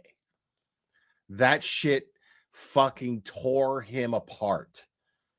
And I can't understand that.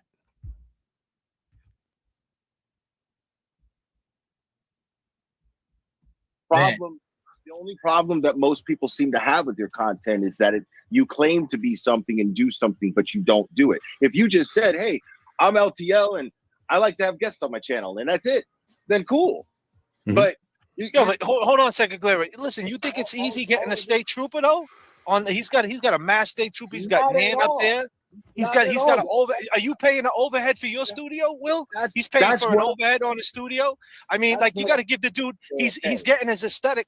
No, I'm just listen. That's what I'm saying. He's got the overhead, man. He's trying to step it up. You got to give him some props. He's going for it.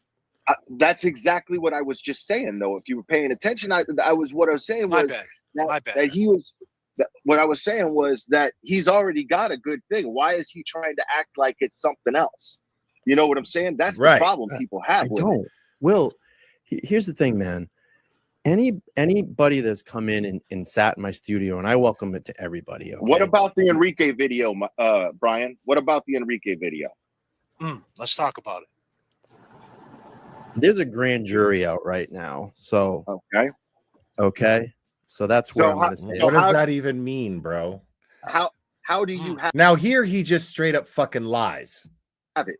Are you not? I don't have a video. I don't know why there's a circulation of a rumor that I have a video. I mean, so that's all I'm going to really. There's a grand jury. There's a reason why. The reason why there's a circulation of a rumor that there's a video that you have is because you spread that rumor, Brian. You spread that rumor because multiple people, several people who don't even talk to each other, by the way, have all described a very, very similar scenario that you had it on your phone. When you see them in person, you just have to brag about it and you show them a little clip of it and go, yeah, see, I've got it. You've done this with at least 3 different people that I know of that don't even talk to each other. And yet the same thing, they have the same story. And Turtle Boy is calling you a liar in that sense. Now, not aggressively. I don't want to put words in Turtle Boy's mouth because Turtle Boy addressed it eloquently on his live stream tonight. And I don't want to, but The fact is that he told Turtle Boy he had the video, and here he is saying that he didn't. Now, who am I going to believe? Harry, what makes LTL you've so never? goddamn I'm special? going to speak about that tonight on this show. So you're saying that you've never said that you have the video. I of don't have the Enrique's video. I never stated anywhere I have a video. He's lying. Okay. All right. Okay. If you say you never said so, then you never said so. All right. Yeah, I don't think that, and that's not a knock on you, LTL. If there's an investigation still open, I can't see how they would just hand over a video. Right. To Grand Right. jury. You know what I mean? Yeah. So I don't know. So somebody in the grand jury leaked it. I don't understand. Now, he didn't fall for it. I was trying to trick him into saying something about having the video. Hello. Yeah, I'm here. So I mean, it doesn't make sense how you got it if you're not supposed to have it. I don't have. How did I just? I do have to repeat myself 5 times. I don't have a video. You never said you had it though. Never. What? I Where's just the said I have a information? video. JFK What are saw you that. saying about grand jury? You keep saying grand jury though. JFK saw what I was trying to do. What does that mean? You want me to pull the article up for you and read it to you? It's at a grand jury, Will. I mean, The grand jury's been convening since. that's irrelevant to what we're talking about.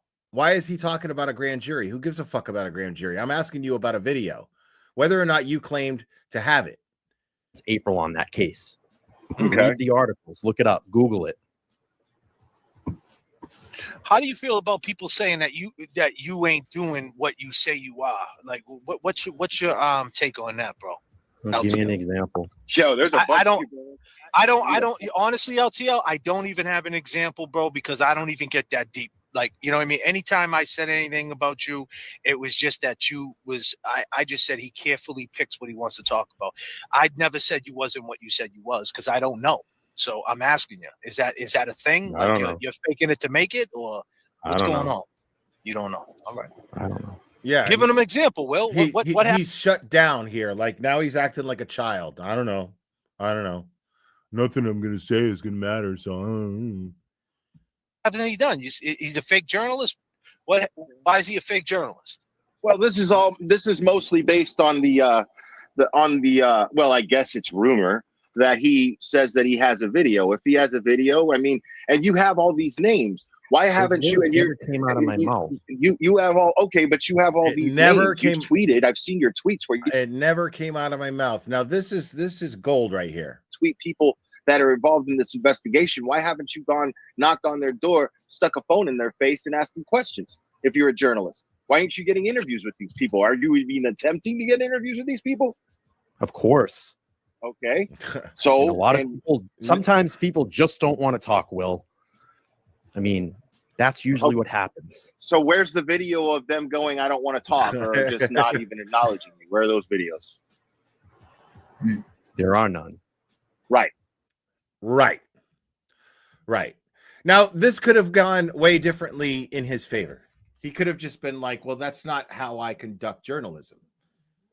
You know, he could have just been like, I'm an aspiring journalist. I haven't worked my way up to doing that yet. I want to, and I want to get there. I'm just not there yet. I'm not comfortable doing that yet. I would have accepted that, and I would have defended anybody in the chat. I would have defended him against anybody in the chat who would have been like, oh, listen to that pussy shit, blah, blah, blah. I would have been like, nah, man, that took balls to admit that. You know, it takes a lot of balls to fucking do what Turtle Boy does. You know what I mean? But instead, he lied. Instead, he decided to go, oh, there are none. And then he responds with this. This is my favorite right here. Exactly. You don't know what I do in my world. You don't know what I do in my world. You don't know my life. You don't know my life. What do you got? Cameras on me everywhere? You got a tracking device? You don't know my life. You know what I mean? Like, okay, bro. And everyone on this panel saw right through that.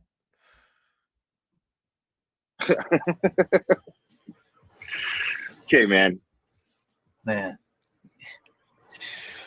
Well, listen, So the expectation, I feel like the expectation, like, is that the expectation though? Like, we want him to bang on people's door. We want him to do what Turtle Boy does. Like, I don't understand. He's claiming to basically be the next Turtle Boy. That's what he's trying to do. Isn't that what you're trying to do, LTO? I really will. I mean, really? You think my style is like Aiden's style? You're a journalist. I would never. Do you have articles that I can read? I would never want to be anybody. He's a journalist. But where's the journalism? That's all I'm saying. Because I want to be my own individual, and I completely respect Aiden Turtle Boy Carney. Right. So why did you block Nurse Kim and Auntie Deb? I'm curious about that. Because they all came at me too. When did Nurse Kim come at you? Oh, well, isn't it just ironic that, when I did this is my favorite here. Pay close attention to this response. This is his reason for blocking Nurse Kim. Well, isn't it just ironic that, when I did my live show that she jumps on with Mark Betterow, ironically at the same time that I do it. And she started doing it all on the Sunday mornings too. She had that planned already, dude. That's probably, did it occur to you that maybe that's the only time Betterow could do it? He was on vacation, dude. Did it occur? Like, that's fucking wild, bro. Amy McCabe, thank you. Pay attention. The glare is teaching you how to deal with gaslighter. Call them out and don't put up with their bullshit. I love your channel. Well, authentic to the core. Thank you so much, Amy McCabe. I appreciate that. For you that was the only time he could do it? It's not all about you, bro. You're telling us going on for a year, Will. You're telling us without telling us that you are. It's been going on for a year, he says. He says for a year, Nurse Kim has been deliberately undercutting him. That Nurse Kim has been deliberately timing her live streams out of spite to steal views from him. This is what he's been saying. It's been going on for a year, Will. What, dude? That you are jealous of everybody else and their content. You're sitting here making excuses for trashing these people. Yeah, because everybody's attacking you, bro. Every time somebody goes live, it's despite you, right? Every time somebody goes live, it's despite you, Brian. But you don't care. And it's funny because wasn't he just a couple of minutes ago saying that he doesn't pay attention to all the intricacies of YouTube? I don't have time. I'm too busy making my content. I'm too busy focused. Glare. If you want your channel to grow, you just focus on your content, just start pushing your channel out and blah, blah, blah. Focus on that stuff. What happened to all that? Because apparently he seems to know when everyone else is going live.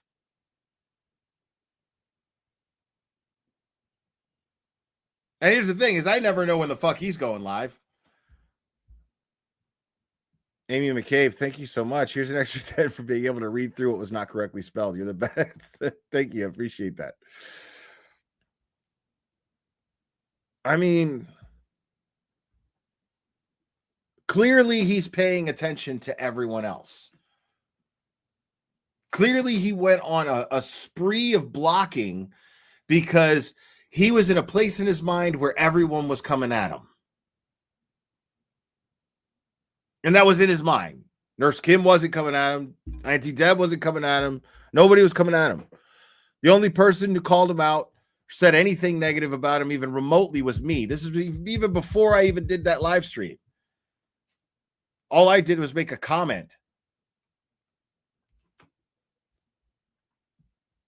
Grow up, bro. Get the fuck out of here. You didn't care, right? But the 3-hour stream last night, remember, you don't care. No, answer the question. You see what I'm saying? He's trying to avoid. He's again trying to find a way to play victim. A 3-hour stream about me. You talked about me for 3 hours. No, motherfucker. Answer the question. You're sitting here and you're saying that the whole fucking world is against you, bro. Let me ask you this, LTL. So Nurse Kim did a show with Betterow on a day that you usually do your show? You're saying like a slot you're always locked Listen, into. my shows are always posted in advance. Okay, everybody knows when I do my shows. I worked on a show to have No. an in studio. I did like this little 30 in studio thing. No. I invited some people. No, dude. Again, it's not all about you. No, I don't get notifications when LTL goes live.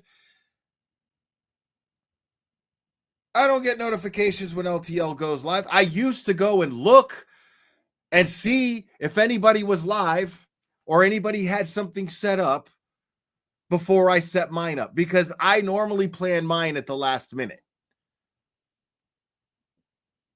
I normally like plan mine like sometimes as close to an hour in advance.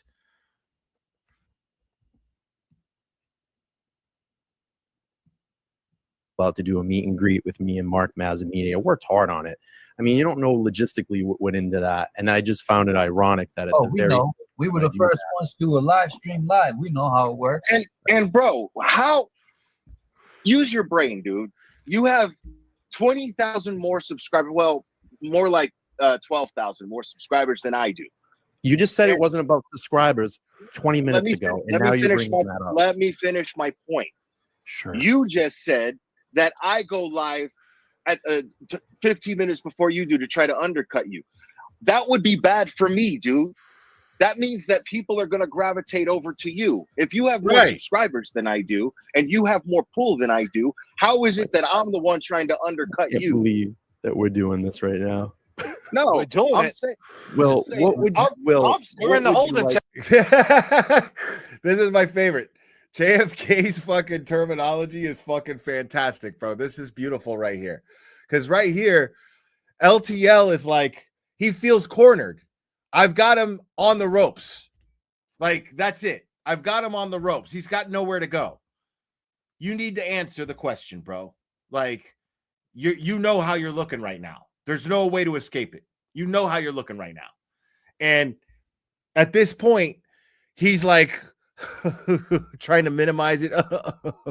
I can't believe we're doing this. I'm so above this. What? This is so silly. Oh, please. But JFK sees right through that shit. This is my favorite shit in the world. JFK sees right through that shit. Please hate more. Thank you, Bonnie Leah. Please hate me more. I've been an office manager for mental health for over 30 years. You cannot answer for someone else's mental health, period. Kiss my ass. But you can keep criticizing me. $5 minimum to criticize my content. Knock yourselves out. I'll read it out loud. You can hate on me all you want. $5 minimum. So JFK sees right through this shit.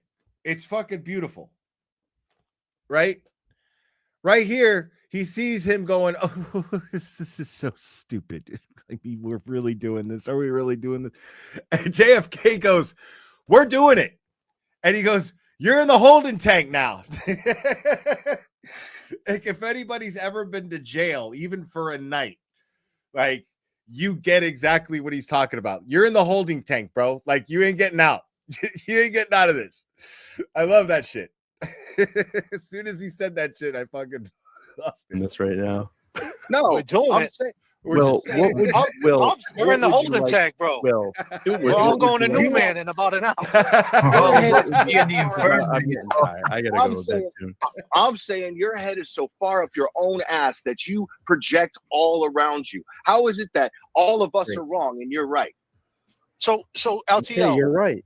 But LTL, so no, but see, that's a cop out, LTL. See, you're That's right. a cop out. See, James Jackson calls him out. Like, dude, that's a fucking cop out. Because that's what he's trying to pull right here. Okay, fine. You're right. Yeah, whatever. Not taking any accountability at all. Trying to find an out so he doesn't have to take accountability. One step even deeper. Trying to take it out so that he doesn't have to put himself in front of a mirror. Make himself become self-aware enough to have to take accountability. That's how far gone he is. That's how far gone he is. A complete lack of self-awareness.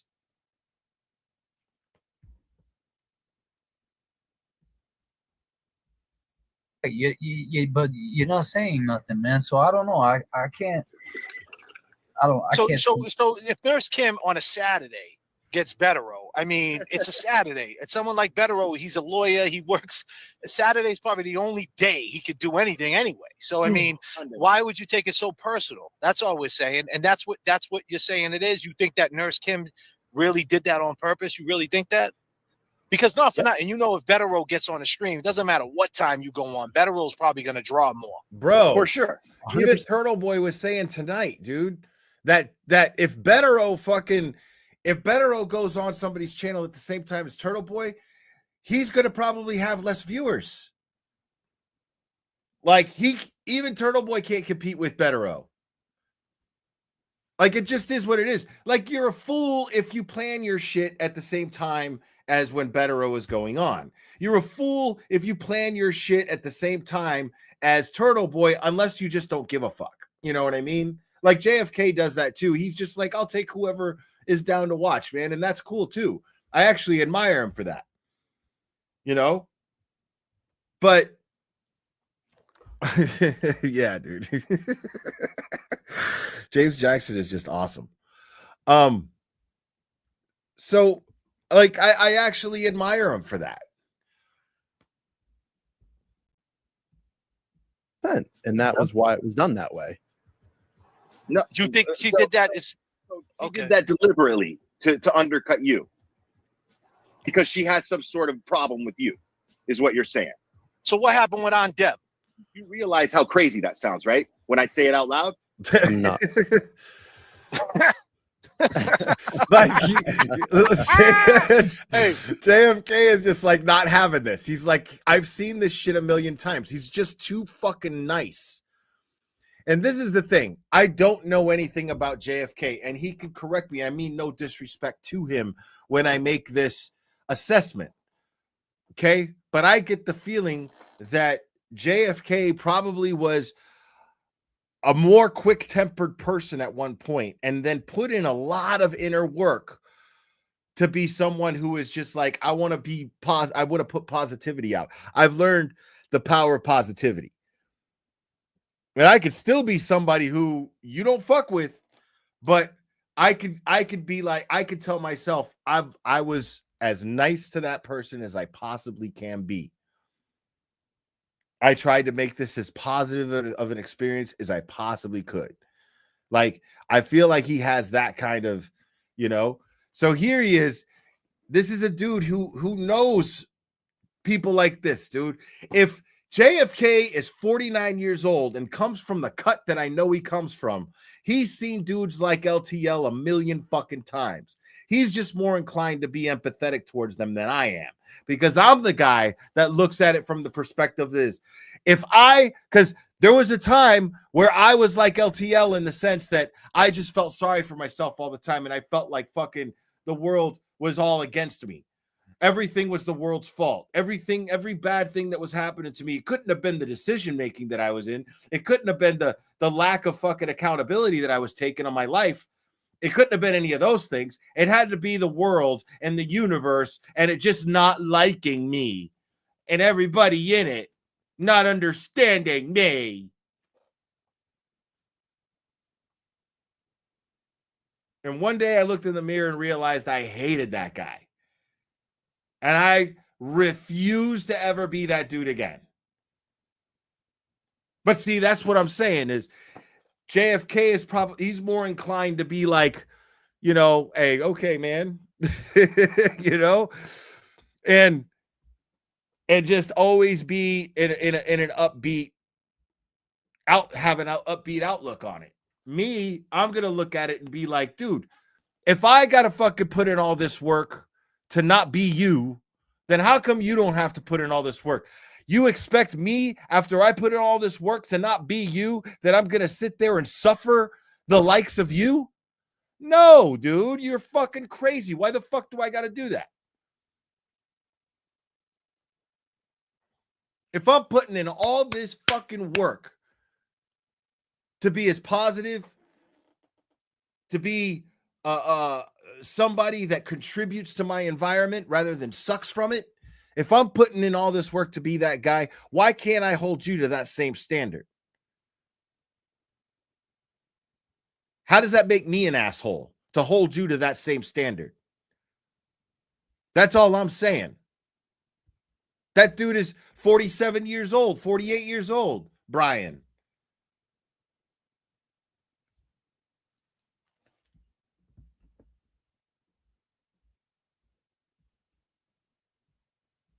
Hey, what's up with Aunt Deb? What's the beef with Aunt Hold on. Loud? I'm nuts. I just love JFK's reaction here when Brian just fucking all just mousy fucking goes, yeah, I'm nuts. You know, all dismissive and shit. Yeah, I'm nuts. JFK's like, Jesus Christ, bro. This guy's a woman, bro. Like, with Aunt Deb? You realize how crazy that sounds, right? When I say it out loud? I'm nuts.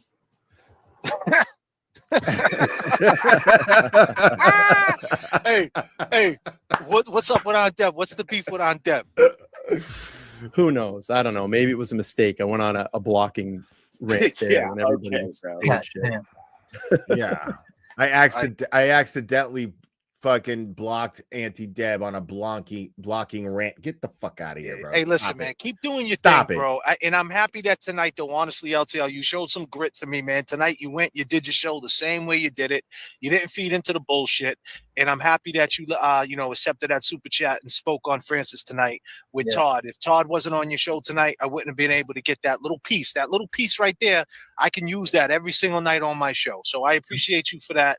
Continue to do your thing. And I would just say, my opinion, bro, with you, I would say, bro, just stop taking things so personal, bro. You know what I mean? You know better. You got 60,000 subs. You got 60,000 subs, man. Like JFK has got his number now because I'm going to piggyback off of it. Pay attention to what he's saying here. Listen, at the end of the day, the point is you're doing all right. People got love for you. You know, just worry about your audience. Don't worry about Will. Don't worry about JFK. Just focus on the audience, and that's it. I don't go on rant streams for 3 hours. I get it. Okay. He just said, "Don't worry about what Will's doing." I don't go on rant streams for 3. Did you just fucking hear what I said, bro? I just said to fucking worry about your own shit. And it is solid advice. Gratitude. Be grateful for your audience. Be grateful for the people that fucking support you. Keep it real with them. You know what I'm saying? Like, it's not that hard. How the fuck I look if I'm sitting here fucking worried about what Brian LTL is doing all the goddamn time? You know what I'm saying? Like, how the fuck I'm going to look if I'm worried about what Microdots is doing all the time, what Turtle Boy's doing all the time, what Maz is doing all the time, what Mike Crawford's doing all the time? How the fuck I'm going to look about that? And I'm thinking, oh, they're doing everything they can to bring me down. Bro, you sound crazy, dude.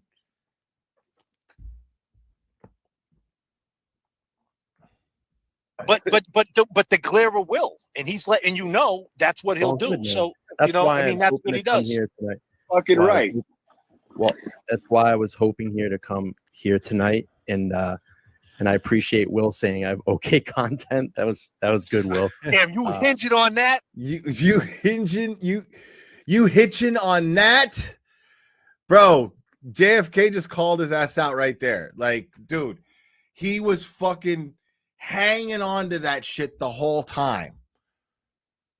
That I said he had okay content. Why do you care what I think about your content, bro? Why do you care?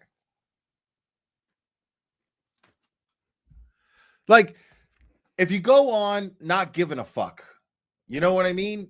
Then it's way more special when somebody compliments it. You know what I'm saying? Sitting here worrying about how other people think your content. I wasn't worried about what Microdots thought of my content, which made it so when Microdots told me and said something really nice in my chat one time about how much he liked my content, it made me go, holy shit, Microdots fucking of all people fucking loves my content. That's fucking crazy. Bro, see what I'm saying? Shit makes my dick move when I see that shit. Jody 617, thank you. You're looking like a sellout for not wearing the Red Sox hat. Oh, I didn't even. Do you know what happened? It's hot as fuck down here. You guys can't see me sweating. It's hot as fuck down here. Like, and I just got my hair cut, and it's like nice and bald right here, and wearing a hat right now, dude. No way. That's not even possible in this fucking oven of a studio. Right now. So, but yeah, like, dude, why do you give a fuck? Don't give a fuck what anybody thinks of your content. That way, when people fucking tell you positive things about your content, it's got more value. It feels better.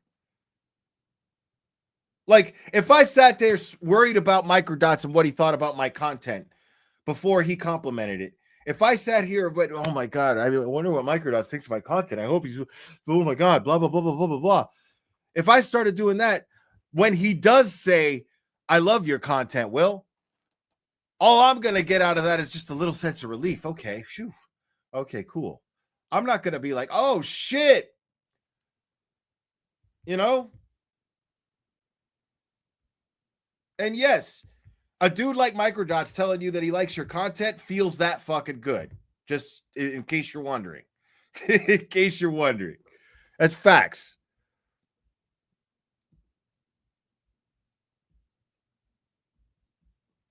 Damn, You hitching on that? Come on, man. Okay. You're hitching on Keep that. proving me right, homie. Just keep talking. I'm trying This to ain't be about funny. this ain't about right or wrong. You know, at the end of the day, bro, we're all grown men, man. Will's a good dude, man. Listen, Will, you know, I'm gonna- I think. Let me just say this. I think I don't agree what happened with Will, and I think the timing was off with the situation with Will and Jess. And I think, like, you know, we gave that girl a little too much props. You know, I think that's exactly what she wanted. We shouldn't have fed that beast, because ego, if you know, it can stop making decisions for you, and that's the worst thing to do is enable someone's ego. So I don't think it was a good move as far as that. That's my opinion on that. But what is done is done, and we're here now. And I don't think Will ever meant anything wrong to you, bro. I think it's some things are in your head, but I'm happy you're getting therapy. R.I.P. to your brother. Keep doing your thing, and do me a favor. Just look into the Francis Gigalotti case for me. R.I.P. Francis. Don't dump me yet. Don't dump me out yet. Don't dump me out yet. I want to stay. I want to stay because I'm looking stupid right now, and I want a chance to turn it around. He should have left here. This is where he should have left. You'll see why. No, I'm not good. I'm not done. Well, again, you know, I'd like to you know, if we can try to hash this out, you know, I'll do a virtual handshake. We move on if that's what he wants to do. If Will wants to hold a grudge, look, Will, I apologize to you. I don't have a grudge. I just have an opinion of you. That's all. I don't have. That's exactly right. Because I'm doing this because moving forward, I want it to be clear without any wondering, any doubts as to why I have a safe distance between me and Brian LTL. It doesn't mean that I feel one way or the other about him. It means that I have formed an opinion of him and I have set boundaries accordingly. That's it.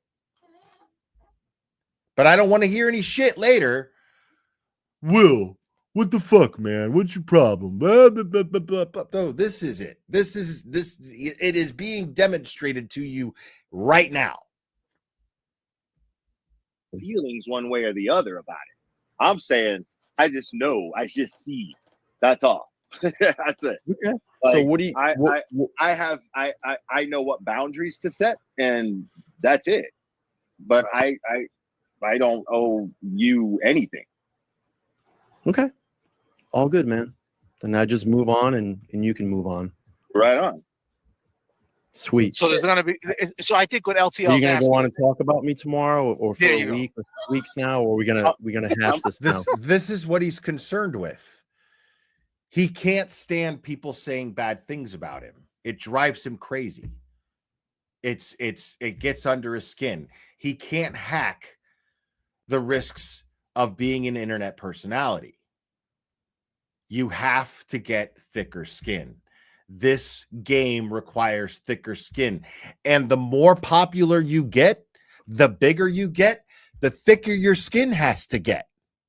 That's how it goes. Because the bigger you get, the more hate that's going to come your way. That's just how that is. You have to be ready for that.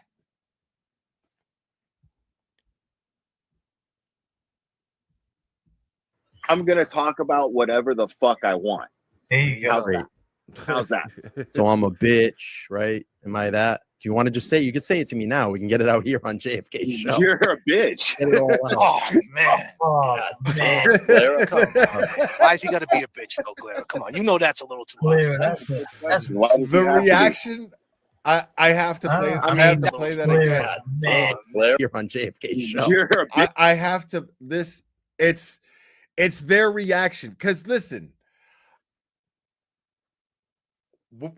I'm guessing I got a lot of Bostonians in my chat right now. I'm sure, right? Type of 1 if you're in the Massachusetts area.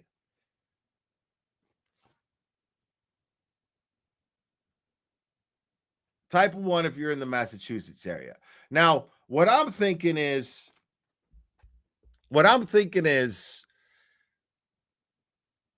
I guess in Boston or in Massachusetts, let me know in the chat, those of you who are typing 1s, if being called a bitch, like a man calling another man a bitch, is like the ultimate fucking right up there with the ultimate, like calling a woman a cunt in anger. Is it like up there with that? Like the most insulting thing you can do? Because that was the impression I got from that reaction. Because in Miami, you could just, I mean, yo, quit being a bitch, bro. Like, oh, what a bitch. Look at this bitch. Like, we fucked with each other like that. You know what I'm saying? Like, that's what you did. He's being a bitch. Look at this bitch. Oh, you can't take it, you little bitch. You know, like that's how we talk to each other in Miami. From this same cut, just geographically different places, right? So seeing them react to this was hilarious. They were like, oh, glare, dude. Like, I can't. It's very, very funny to me. It's very funny to me how they reacted to that. I have to see this again. Bitch. Oh man. Oh, man. Glare. Why is he got to be a bitch, though, Glare? James Jackson said, God damn, Glare. I just kicked a dog in front of him, dude. Like, that's that's what I'm talking about. Like, is it that bad of an insult? That James Jackson totally act like I just fucking kicked a kitten, dude. Like,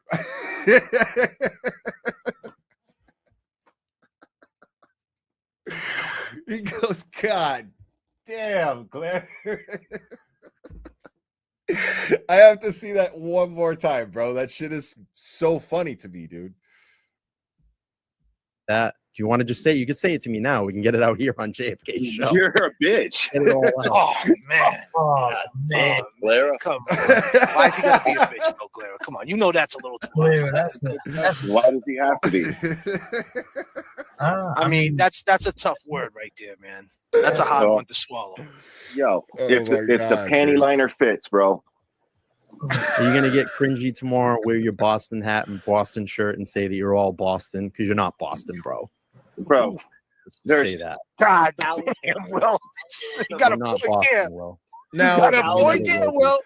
now I did put that up, and JFK and I had a bit of a misunderstanding about this, but he has to understand, like, he clearly is like, he's got a point. I take that as agreeing with what Brian said, but I didn't take it personally coming from either one of them, you know, but for different reasons. I didn't take it personally coming from Brian because I don't have any respect for him, but I didn't take it personally coming from JFK because I know that this is his content, this razzing, this street corner fucking vibe that fucking you have with your homies. You know what I'm saying? When you're kicking it.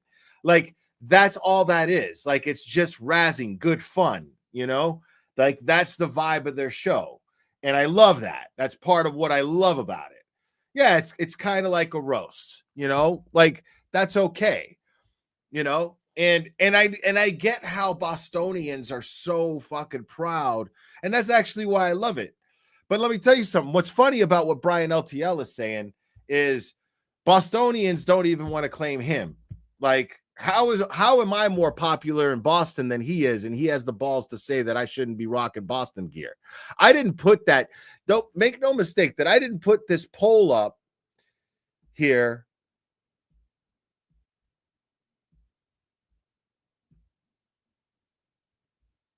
I didn't put this poll up here because I felt insecure about wearing Boston gear. Okay? I did not do that. A lot of people took it that way, and I could see how it was. But Boston locals, I know you guys take more pride in your sports teams than most cities, so I wanted to ask you folks, how do you honestly feel about me, not a local, wearing Boston sports teams gear on my live streams? And then I put two choices. We love it and super cringe. Quit it, right? So 13% said super cringe. 86% said we love it. So that was just to prove to LTL that he was full of shit. That it's really sad that I'm actually appreciated. And I'm not saying this to brag. I'm saying this because to minimize this stupid little comment that he just made. Because at that last fundraiser, it was fucked up. Like, he pouted so bad after this happened. Bill Reed was up there and he was naming the YouTube creators and everybody that he appreciated, all the lawyers. And when he got around to the YouTube creators, he said Brian LTL's name, and he got a little, okay, yeah. And when he said my name, the place was significantly louder. Now, I'm not saying the place fucking roared, but it was significant. The response when he said my name was significantly louder. And he fucking pouted the rest of the night over it.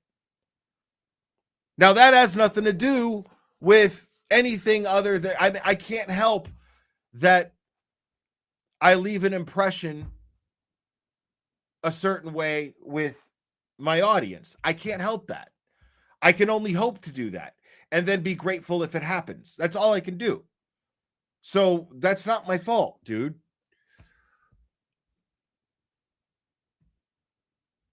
Now,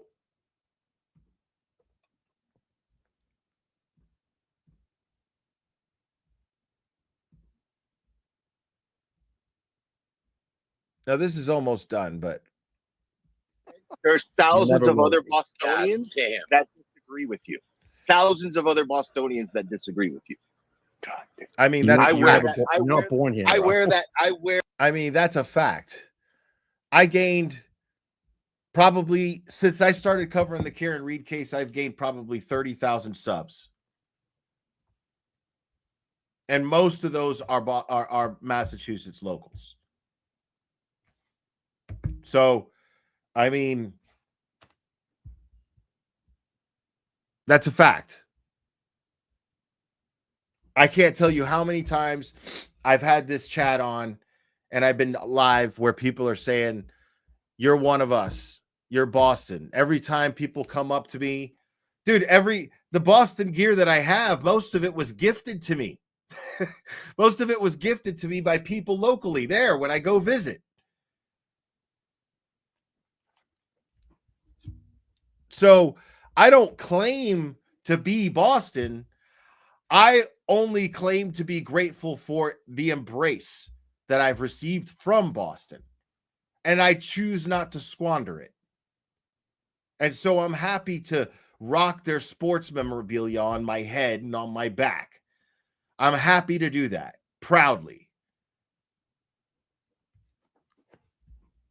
So he doesn't even realize how stupid he sounded by making that statement, because his own city likes me more than they like him. Not my fault, but it's a fact. Hellfish Haven, thank you so much. 19-month sub from Mass Rep it any day you want. Thank you so much. Yeah, like I said, I didn't feel insecure about wearing Boston gear. I just wanted to prove to this douchebag how stupid he sounded by saying that.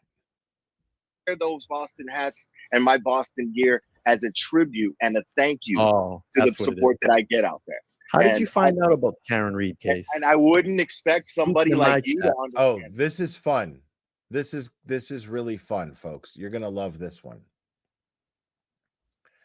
1 second. Let me get this other. Okay. You're gonna love this. Pay close attention here. He asked you a question, Will. How'd you find about the Karen Reed case? How'd you find out? Through a creator from a completely different community. I've explained this a million times, actually. Because you used to hang out in my chats a lot during the Idaho streams, and when I used to talk and got informed about the Karen Reed case, it's ironic how I was never in his chat. Now, I didn't argue this. When he said that he saw me before the Karen Reed case in his chat for the Idaho 4 case, because I did follow the Idaho 4 case for a little while. I even covered it at the beginning. And I covered other people covering it. Now, yes, and Deets on the Streets and Chasing are the ones who told me about it on a girl named Laura's channel, on her panel. That's how I learned of the Karen Reed case. And then I got the Sleuthy Goosey spreadsheet. And then I decided I'm going to educate myself live. Many of you were there to help me. You guys were just grateful that I was just some new person into the coming in and talking about it. And you just wanted to educate me as best as you could and help me through it. And it was the best experience I've ever had as a creator, because I left a really toxic community. And then it was like, I just went into like clear blue waters. It was really beautiful. But listen to what he says here. This is really, really interesting.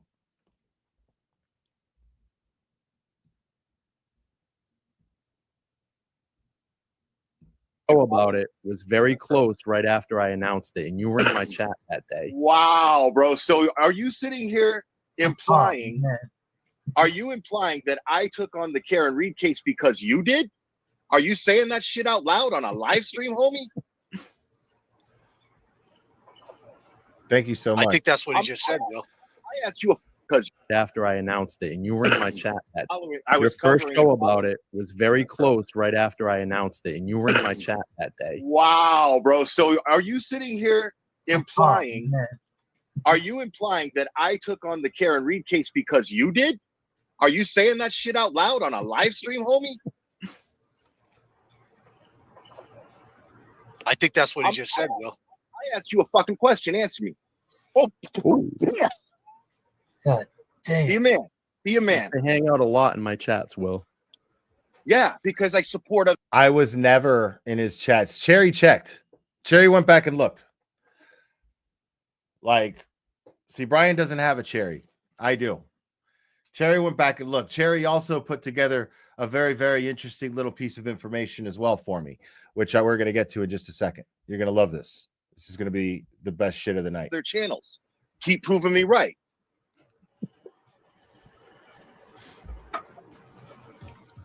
God, so they had nothing to do with that, Will? It wasn't because he was covering the Karen Reed, you started covering it? Fuck no. Well, there you have it. God damn. All right. Now, right there, Brian claimed that I covered the Karen Reed case because he did, because I used to be in his chat. Now, I didn't deny ever being in his chats because I honestly couldn't remember. I was like, I in my head at the time, I was like, I don't remember ever being in his chat, but I was following the case. So I was following the Idaho case. So, okay, maybe I was, I don't know. I didn't think it was a big deal to deny it, but I was never in his chat ever. ever before Karen Reed. Now, he claims that he covered Karen Reed and that I did it because he did. That's what he just said on a live stream. I had to make sure that I heard him correctly. You all heard it yourselves just now, did you not?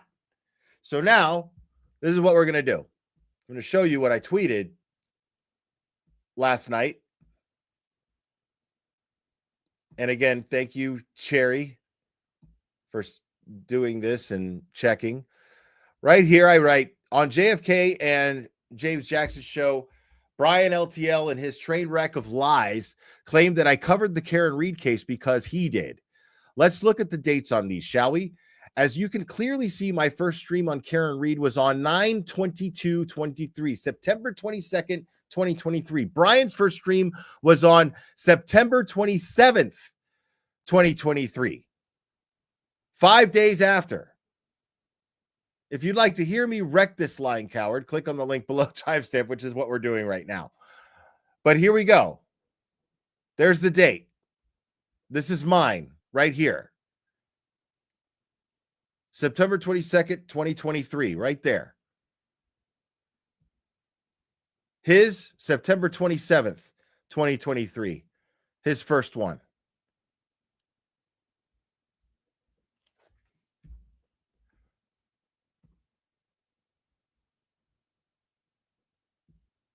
Everybody get the picture?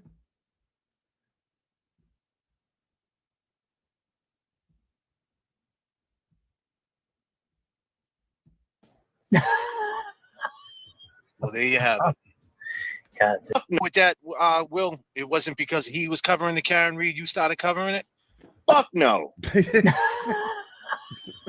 there you have it. God damn. God damn. Never said that shit with his chest. I say everything on my chest. That shit just echoed out of my fucking speaker, Will. I say damn. everything out of my chest. Fucking dog. What would you like to, LTL, what would you like to see happen? What would you like to see happen right now? That's the difference between me and this dude. I say everything with my chest. What would you like to see happen? You want him not to talk about you? You think it's Hey fucked man, up? I'm all good. I thought we would just get it all out. Everybody wanted to see this. They wanted the content. Why not come on the JFK show and do it? Look Wow. at it gives everybody now weeks of stuff to talk about. Hey, it takes a lot. It takes a lot We're to not get to about the JFK. It is what it guys, is, man. Coming up here, it's- we're about to, above the bullshit. It So we- amazes me how often I see people that are this full of shit on this platform, dude. It amazes me how often I see that. we're not Well, gonna do this is clear air turbulence, Yeah, man. I it's just wanted to get it away. 39,000, man. Honestly, I'm gonna be real with both you guys. I got exactly what I wanted out of this, as far as both you guys are familiar with. Oh, I did too. Gigalotti. Francis Gigalotti. I totally You know did. what I mean? And I got that's- and exactly that's what I wanted exactly out what of it. I wanted. Two big dogs in the game that I got respect for both. I like the way the Glera does his show, and I like the way you do yours. I think it will help the family. It's not about me. I think it's about justice. I think the tentacles, my favorite word, chat, right? I think the tentacles, the way it reaches out, and I think if you dig into that, I don't think the Glera will be thinking about you, and you won't be thinking about the Glera, because this case is pure fuckery. Pure fucking. Yeah, like I said, let's set something up soon on my show. Absolutely. And Let's do it. you guys can school me on it. Yeah, man. Yeah, I with that. LTL, man, I appreciate you coming up on the show. You got anything else you want to say to the audience, my man? No, it's all good, man. This is what everybody wanted to hear, I guess. And I'm willing to talk to Jess. She has my phone number. She wants to call me. We can have a conversation, and that's it. And by the way, Will, I wasn't dodging you. What was it, last night? I was actually out with some friends. So Okay. And for the record, LTL, I don't think you're a bitch, man.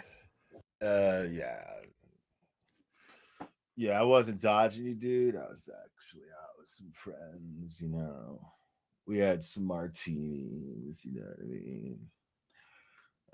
mean? Just a little, probably did a little toot, hanging out with the boys, saying.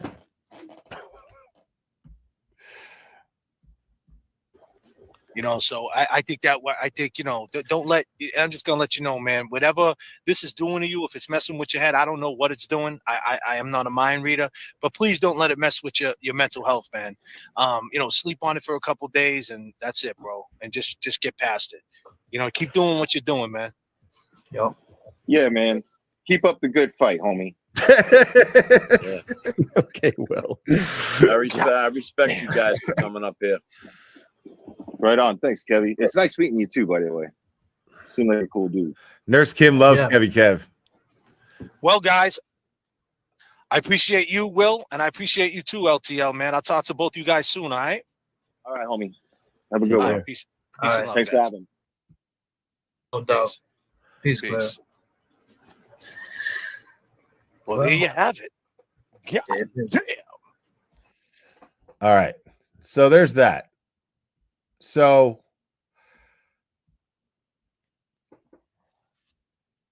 listen, my final thoughts on this.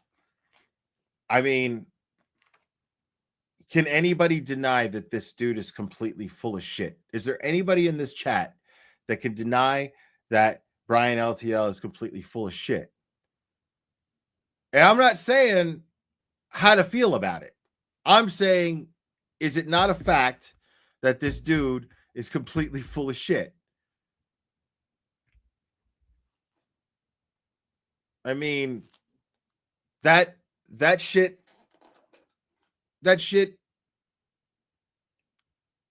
spoke volumes out of his own mouth. So all I'm saying is, don't give me shit because I have standards for the kind of people that I want in my circle. That's all I'm saying out of this. That's my entire point out of this live. Don't give me shit because I set a standard for who I want within my circle. I have a right to set boundaries. I have a right to decide who I want to exchange energy with.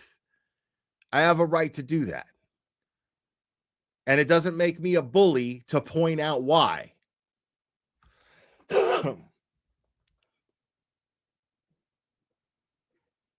It's just that simple. So don't sit there and fucking, people have unsubscribed and that's cool, man. Like I've done this so many times, and every time I lose a bunch of subs, and it's totally okay. I think of it as a cleanse. It's like a fucking enema coming up here and doing these petty streams. It's like a digital enema. It's beautiful. Because if this is not for the faint of heart. This is not for the thin-skinned. I never said it was. I never said this was a safe space. You know what I'm saying?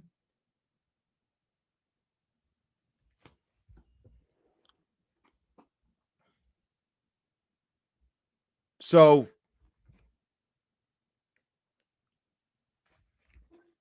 all I'm saying is,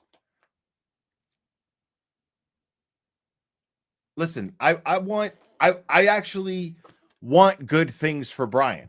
What I truly hope to happen is that he ends up with a mirror in front of his face, like a real effective mirror in front of his face. What do you call it?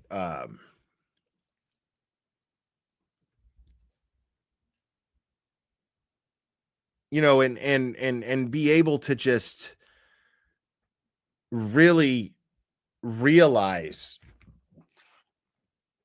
I'm in control and I am the one with the problem here. I'm completely and totally accountable for my own shit. And if I just focus on the things the growth that I have, due to the hard work I've put into my channel, and I'm grateful for the result and focus on that gratitude, then man, we could be a great community, and he would actually have a sense of community. He would have a real sense of a community, not a diluted version of a sense of community that he's convinced himself that he has. Because people with a sense of community do not go behind the scenes and sabotage the community by poisoning people's ears about other people that they like and that they get along with and they have high opinions of. That's not fair to them. See, that's the thing that Brian doesn't understand. It's not that it hurt me that he was doing that. It didn't bother me. What bothered me is that he kept doing it to people and putting people that I like in an awkward position, completely and totally oblivious to how it was making them feel, and only focused on the gratification that he got from spewing out hatred about me to people that I like and like me. That's not a cool thing to do. That's not someone who has a sense of community. And that's all I'm saying. And so therefore, someone who's capable of that is someone who I don't want around me. And the other side to that coin is it allows him the luxury of not having to worry about me in any way, shape, or form. He has no reason to worry about me or feel threatened by me in any way, shape, or form now that I am just doing my own thing. Not ever mentioning his name, not going to promote him. That's just all I'm going to do.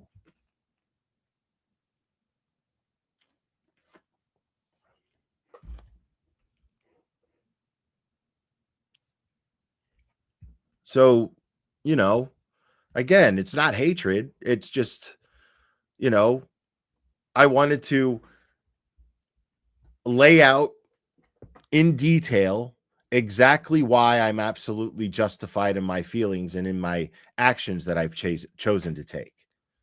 Simple.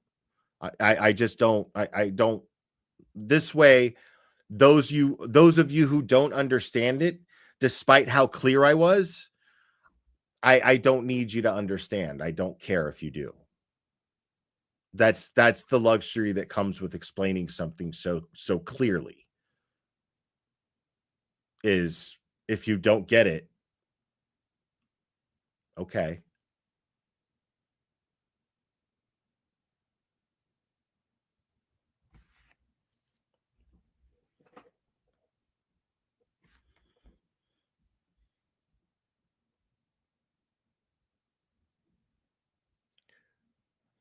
Who's a liberal? I mean, I'm not. You better not be talking about me, Boston 6171. We did it, Tommy. Yeah, man. Like I'm not gonna do shit with, like, this is it. I just wanted to lay that out there. That's it. I have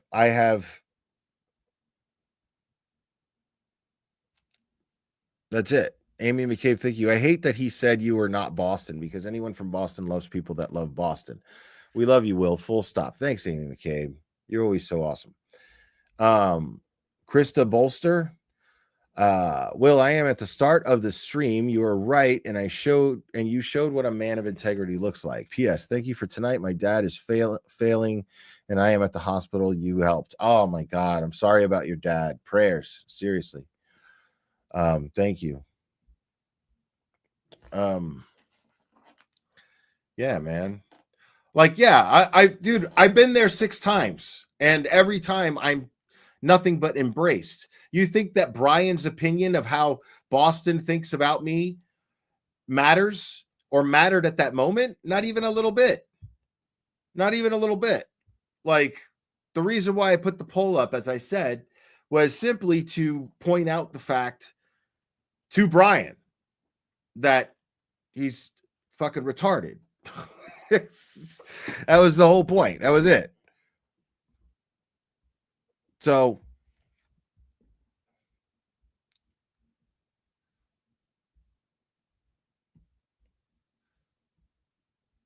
all right. So, listen, folks, as promised,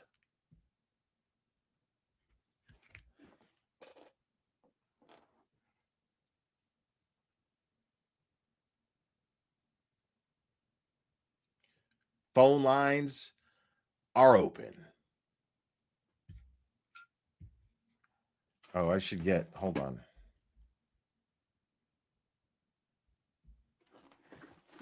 I'm sorry, buddy.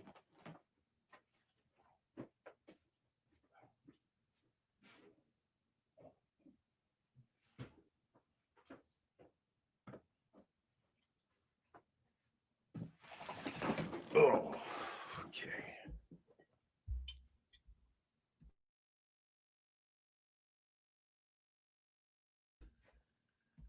All right, hold on. Yeah, it says receiving calls. Nobody's going to call in. No late night fun people.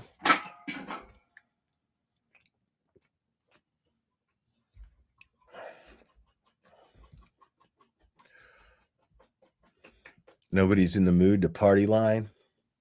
Party line's open. Party line.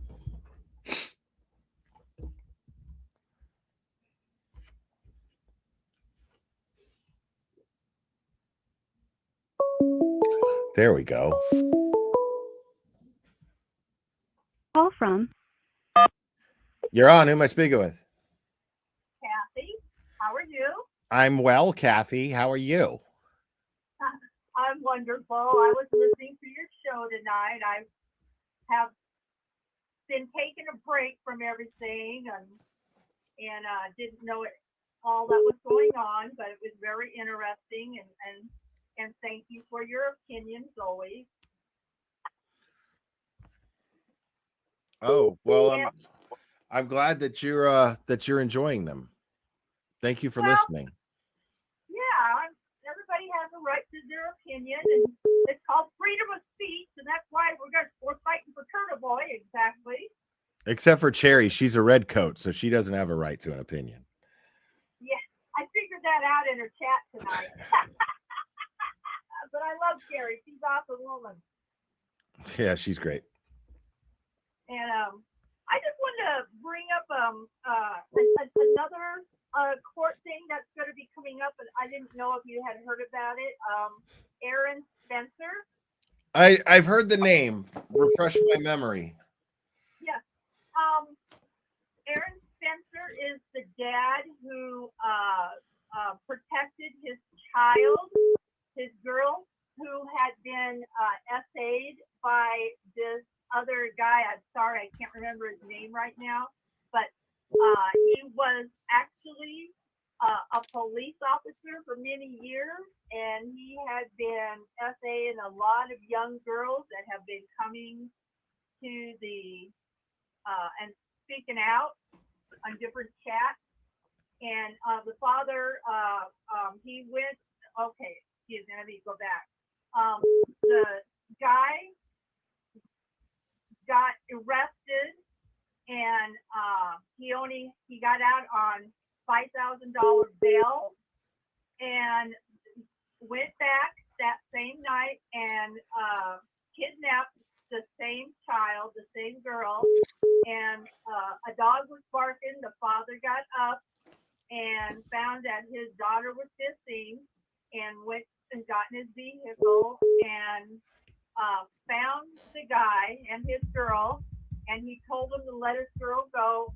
He wouldn't let her go.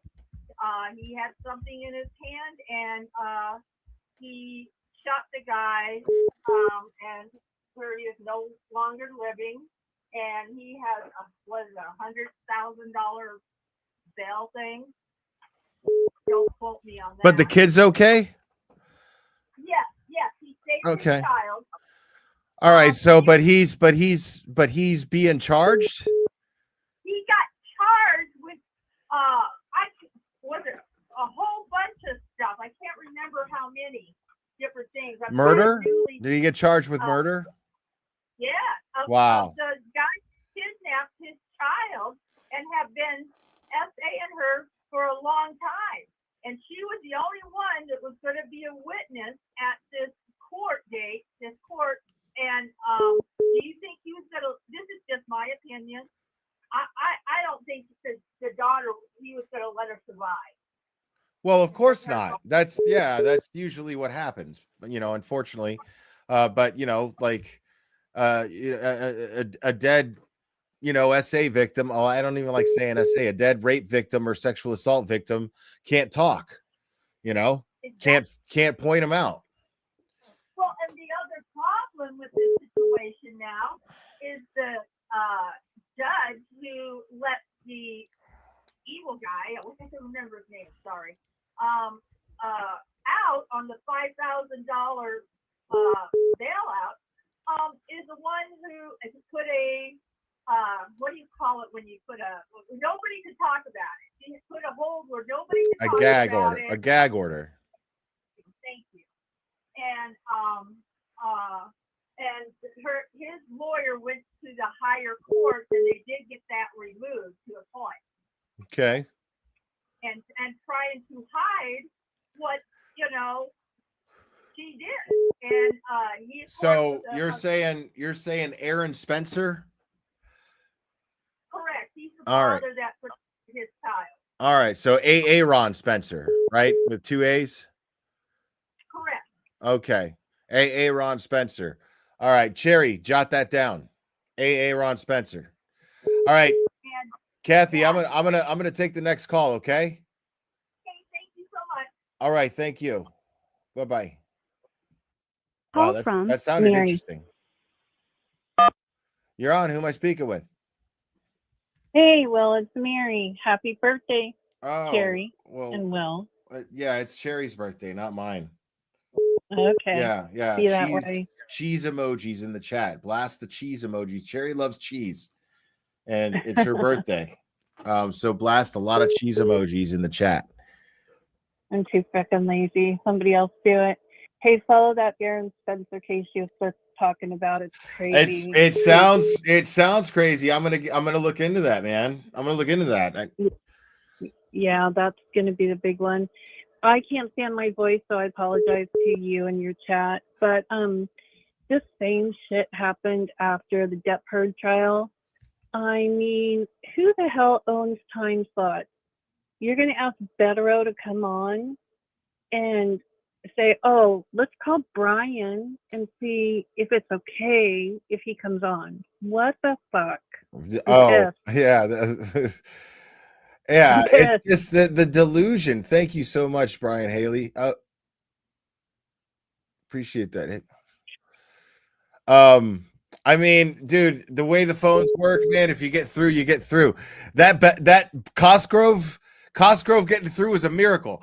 I don't know I know it's a fucking parody, right? But I promise you I'm not in on it. I don't. We improvise every single time, and it's been twice so far. So I have. And I whoever promise you, Cosgrove is, I'll get off the phone real quick. I don't even want to know who he is. I just hope he calls and gets through. It's great, and I love that he's gotten through twice.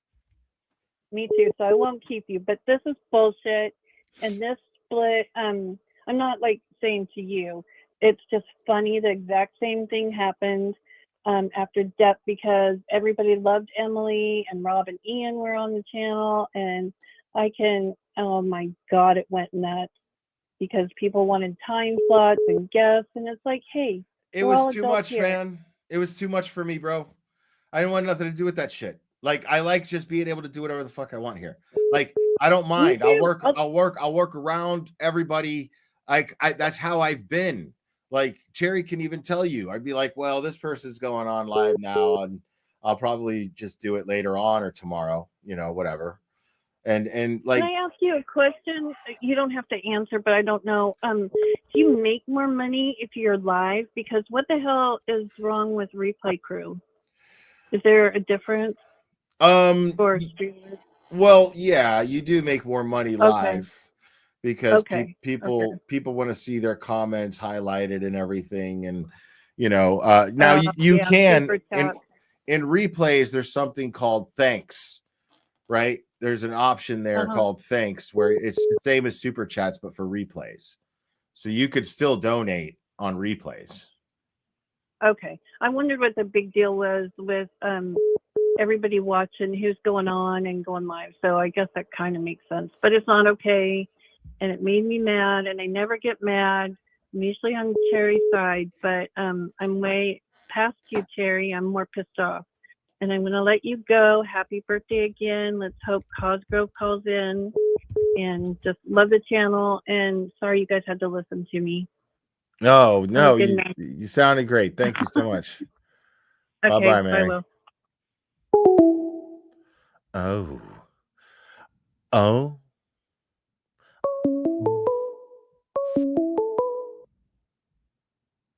Call from You're on. Who am I speaking with? Carrie True Crime. Carrie True Crime. Hi, Carrie True Crime. Hello. So why the fuck am I up, like, loving everything you're saying right now and coloring in a coloring book at 2:16? I literally live for your shit, dude. Like, Dude, listen, it's insane. Carrie True Crime. One of the things about me that is to love is that I have all of the answers. And the answer to that question is very simple. I am dope as fuck. Okay? Yeah, for sure. It's very simple. Okay. Yes. I mean, people. Okay, so I have a few things to say. So I've dealt with people like LTL in my past, and have you noticed that you either have to hear you say that they're hated or they're loved. They can never just like move on and like be cordial. You know what I mean? Yeah. So like he did a live this morning. I don't even remember if it was a live. It was only up for 2 seconds, of course. And he started with an apology video. Did you see it? Yeah. Yeah. And he deleted it. Yes. So that's all sincere, right? Yeah. It was deleted. But it was my brother died. I'm sorry that my brother died, and there was no accountability whatsoever. None. But he was like, I'll leave it up to you guys if I should just cancel everything I've ever worked for on this. Like, that means he's not confident in what he has. He's going to put it up to you guys. That's so stupid. Like, nobody's telling him to not do what he's doing. Like, and that is his brain saying that to him. I'm saying I'm simply saying that I'm keeping a distance from him because I don't need that kind of self-oblivion around me.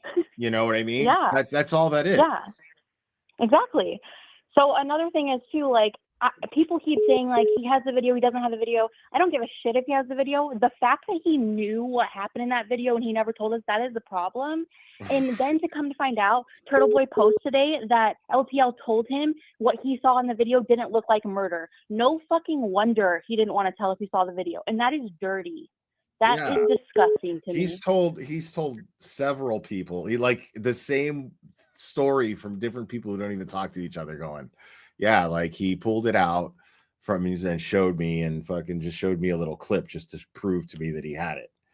You know? Yeah. Like, but why if he doesn't think that murder occurred, I know investigations still needs to happen. You can't just see everything from a video, but that shows that he's not in this for justice or to raise awareness. He wants this to be his identity. And if it's not murder or cover up, then he feels like he loses everything, which is not true. He can cover a million he could other just things. He could just start talking about another case. Like, there's all kinds of fucked up shit going on in the world right now, man. Like, there's just pick one out of a hat, bro. Like, just if you've got the fucking ingredients, you can make any story that you find interesting to your audience. You can absolutely do that. Yeah. And lastly, like I knew LTL had his like mental problems and things like that, and I don't think a man is less of a man because they have that. I almost felt bad for him in the beginning, but then to hear him on JFK last night and for him to be like, "So how'd you start covering the case, Will? I saw you in my comment section." First of all, you were in his comment section, but isn't it funny though? Isn't it funny that he accused me of covering the case because he did? And then but that's not even the point. The more psycho thing is being like, how the fuck do you remember me from 2023 being in your comment section? That is psychotic. Right. First, I wasn't there. I wasn't there. But also, that's fucking weird. Second of all, shouldn't you enjoy the fact that you're raising awareness on something? And who cares if you were to cover the case because he was? That means he's doing his job. You want people to talk about the case. It's not like the fucking like competition of whose dick's bigger. It's no, people need to know about this case. That is not a bad thing that multiple people want to cover it. So again, his intentions are not genuine. He pisses me off. It's freaking 2:20 and I'm fucking livid talking about this shit again. Stay in the lines. Stay in the lines. Okay. I'm trying. Carrie True Crime, just stay in the lines. Don't mess up your coloring book. I did. I fucked up. Wow. No, man. So check this out, though. I was gonna make a point. Isn't it funny that he claimed that I started covering the case because he did, right? Now we listened to him project on all that whole time, right? And so how is like how should I not take this as projection when he says that he covered this, that I covered the case because he did, and that I proved, thanks to Cherry's little quick research, that that I went live about Karen Reed the first time 5 days before he went live about Karen Reed the first time. Now think about that distance of time, though. It's only 5 days. So isn't it fair to speculate that he covered the Karen Reed case because of me? Right. And imagine if you said that to him, he would literally be dumbfounded. Oh, Like, he'll see this. He would have no words. He'll see this. Dude, and it's like, ugh. And it's like, how do you just assume everybody in the world only thinks about you and only you? That's like me going to a gas station and a man like looking at me and me being like, he literally asked me to marry me. Like, he wants to marry me. He's obsessed with me.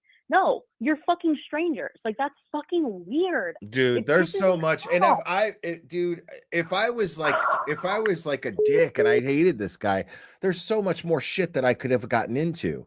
I'm not trying to hurt the guy.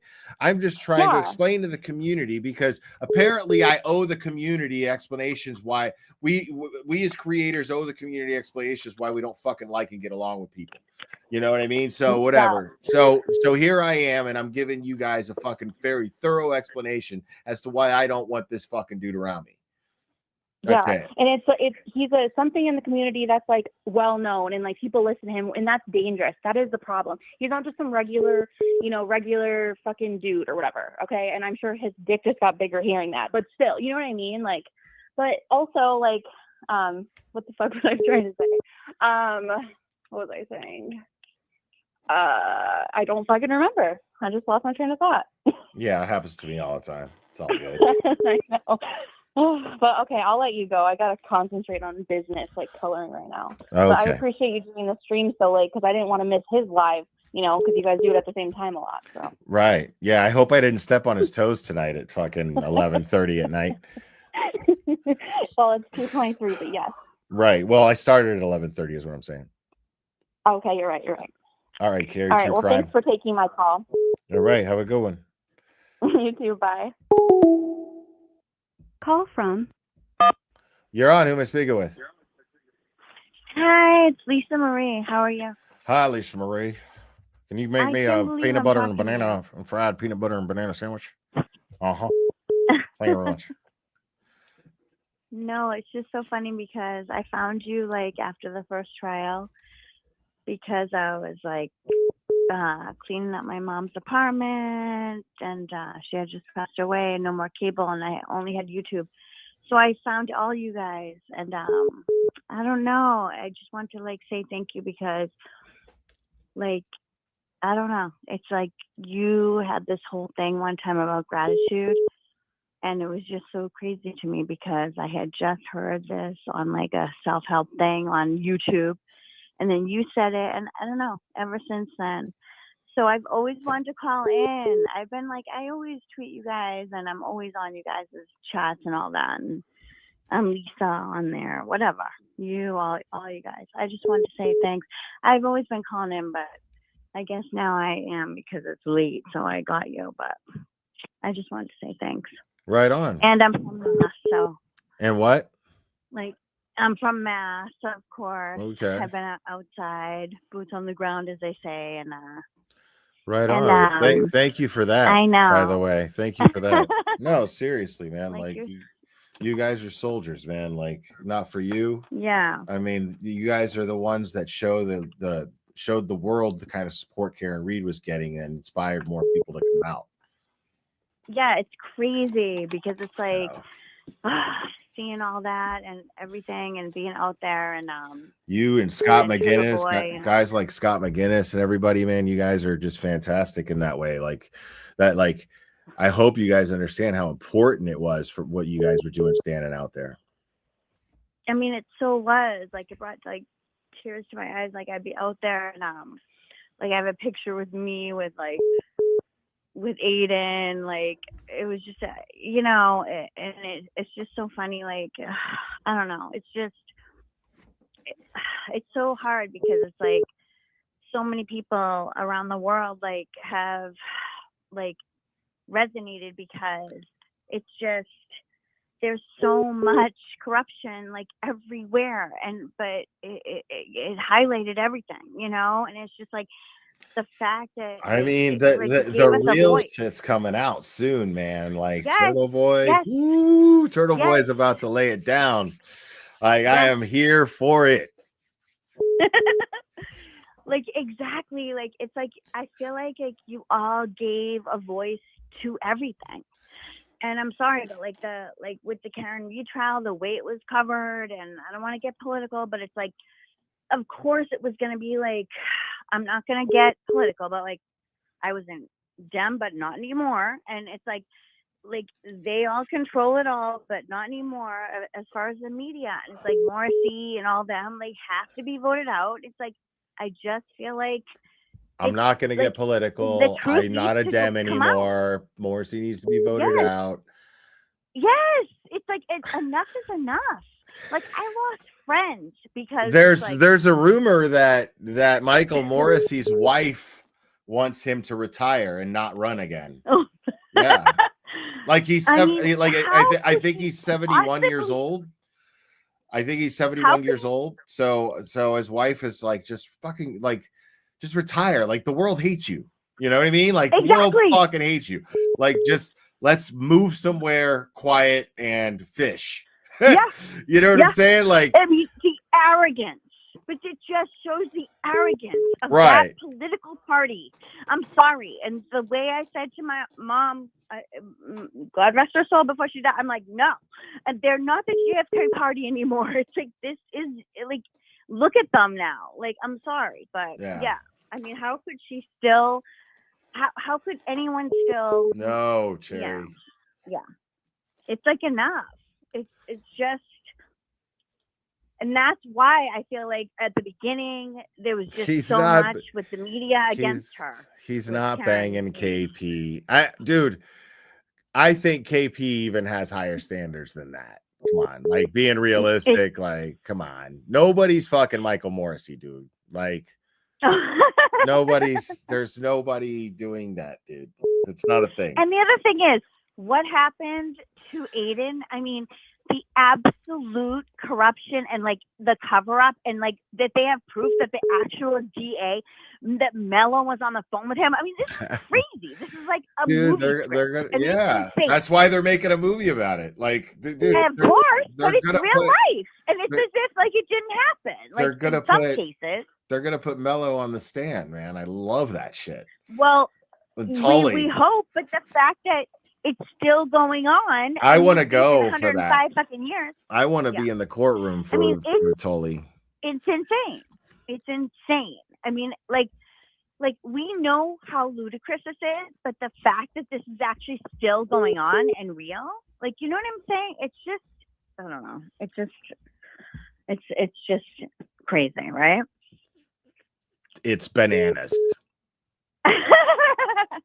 But I'm so glad I finally got to talk to you, and I know you have a million calls to take. I finally got to talk to you like late. I've been like saying hi and everything because I just thank you so much for everything.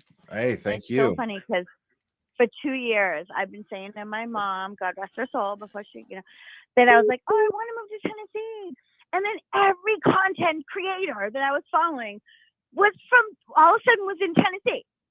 EDB, this one, that one, you did that. It was just so funny. I was like, oh my God, there's something about Tennessee, right? So I gotta get to Tennessee because I always wanted to live there. So it's great, right? You've been there a while down in Tennessee. Yeah, it's so funny. I was like, oh my God, there's something about it. Every content creator that I follow, I'm like, I love it.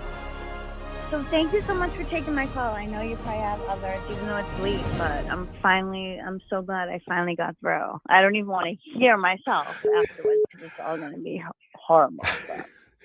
All right. Well, thanks for calling. I appreciate it. Okay, and as a fellow, like, I'm from Brockton, Mass, so thank you so much for everything. Yeah, thank you. Love you. Thank All right. you. All right. Bye-bye. Okay, bye. Call from. Hey, Will, it's Brian Haley, not Brian Hale. Hey, Will, it's Brian Haley, not Brian Hale.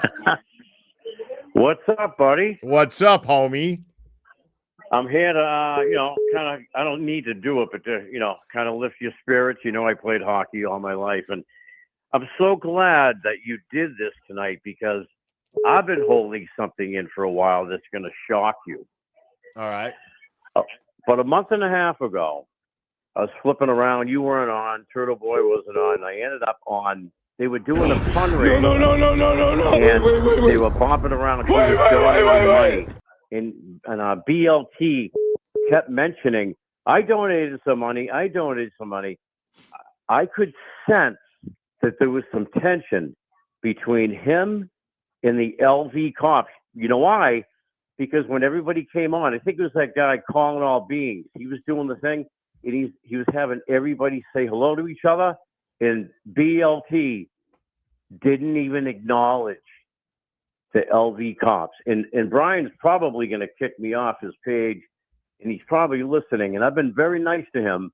I used to be a Logan Everybody's Airport nice firefighter. to him. Everybody's nice to him. That's why it's so crazy that he's accusing the whole world of being shitty to him. Yet he's turned his nose up at everybody's got a story where he completely blew them off or turned his nose up at him and acted like they weren't, or looked past them as they were talking. Like, I mean, but everybody else to him is, I can't with people like that. You know what I mean?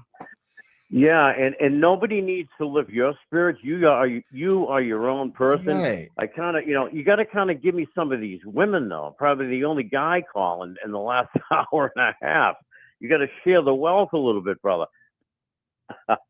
But it's with him, the attorney whatever her last name, she's great.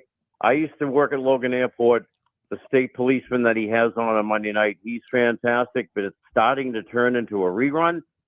But my whole point, if you go back to watching old reruns, they had, like, even when the camera's on him, he's got I'm bad mouthing the guy, but he's got his fingers on his you said it about a half hour ago.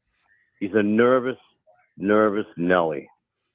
Yeah, he gets in his own head and then just gets tangled in it, That's what I get from but him. Don't you agree? And I know what that's like. He just hasn't figured out a way to manage it. That's right. That's all I look at it, brother, that you are not bashing him. You're trying to bump him up. Listen. You're trying to build him up. I was thinking Adelson. You grew up playing hockey. You've been playing hockey your whole life, right? You're going to understand what I'm saying here. This is what it is. Exactly. This is not bullying, dude. This is like the way that I looked at him, is kind of like the friend that's like going to be like, yo, like if this was physical, physical, it wasn't a beating, but it was an open-handed slap. Like, yo, you can't fucking do that shit. You know what I'm saying? Can't do that shit. Right. You can't sit there, go around fucking being phony and shit like that to people and expect them to fucking, and then play victim and expect them to fucking, no, man, that's not, you don't do that. That was the equivalent of that. Do you think it's almost like I'm on the first line of the hockey team and he's on the third line and we want him on the team? We want you, you're no better than us and you're no worse than us. Bottom line. Right. Yeah. That's all. That's all that was, man. It's like, all right, man, I'm going to teach you a little something about, going around being a mousy little fucking grass. That's you did it constructively, and JFK did it constructively. Yeah. I had to call you because I flipped on. I looked at you. Looked a little bummed out, and I just wanted to call you. You don't need this, but you have nothing. When you lay your head down tonight, man, you're one of the guys in charge. You're like you're like the vice president of fucking Turtle Boy. No, you're man, VP. stop. No, you are. No. You're not. Yeah, you are. No. You're number 2. He's number 1. Look what you did when he was in jail. No, man. I mean, he took right over. Yeah, I mean, but Brian was there for that too. You know, he was. He was. But he needs to go tell the world about it. Brian, we don't need you to do that, BLT. Right, but it doesn't take away the fact that he has done a lot of positive things for Turtle Boy. That is a fact. That is not to be taken from him. He has. You know, but that like, night if Turtle Boy appreciates it, who are we? If Turtle Boy appreciates it, who the fuck are we to question it? You know what I mean?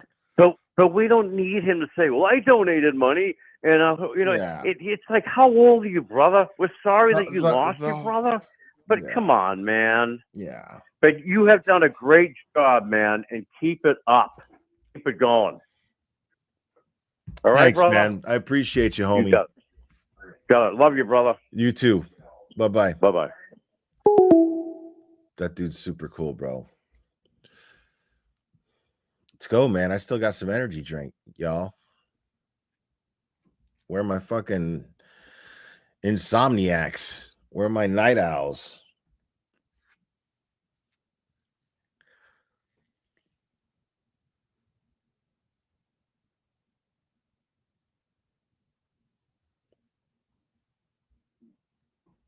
I mean, yeah, like I just, like I want good things for him, but like he's never gonna be happy until he fucking starts. Call from You're on. Who am I speaking with? Amy. Hi, Amy. It's Amy. Amy, Hello? what Hi. you wanna do? Well, that could be a loaded question. Okay, what's up? No, I'm just kidding. So first of all, I'm an insomniac, so that's why I called in, because you mentioned that. But I have a few things to say. I was totally blind to all of the drama because I've been like not really paying attention for the last couple of days. And I just happened to hear about the stream you did last night. So I listened to it completely like unaware of anything that was going on. I knew none of the drama. I was kind of out of sorts a little bit when like listening to him in the beginning because I didn't really understand it. So I kind of had to like just go with it. But I've listened to all of you for 3 years now, right? And I've never had a negative opinion about anybody.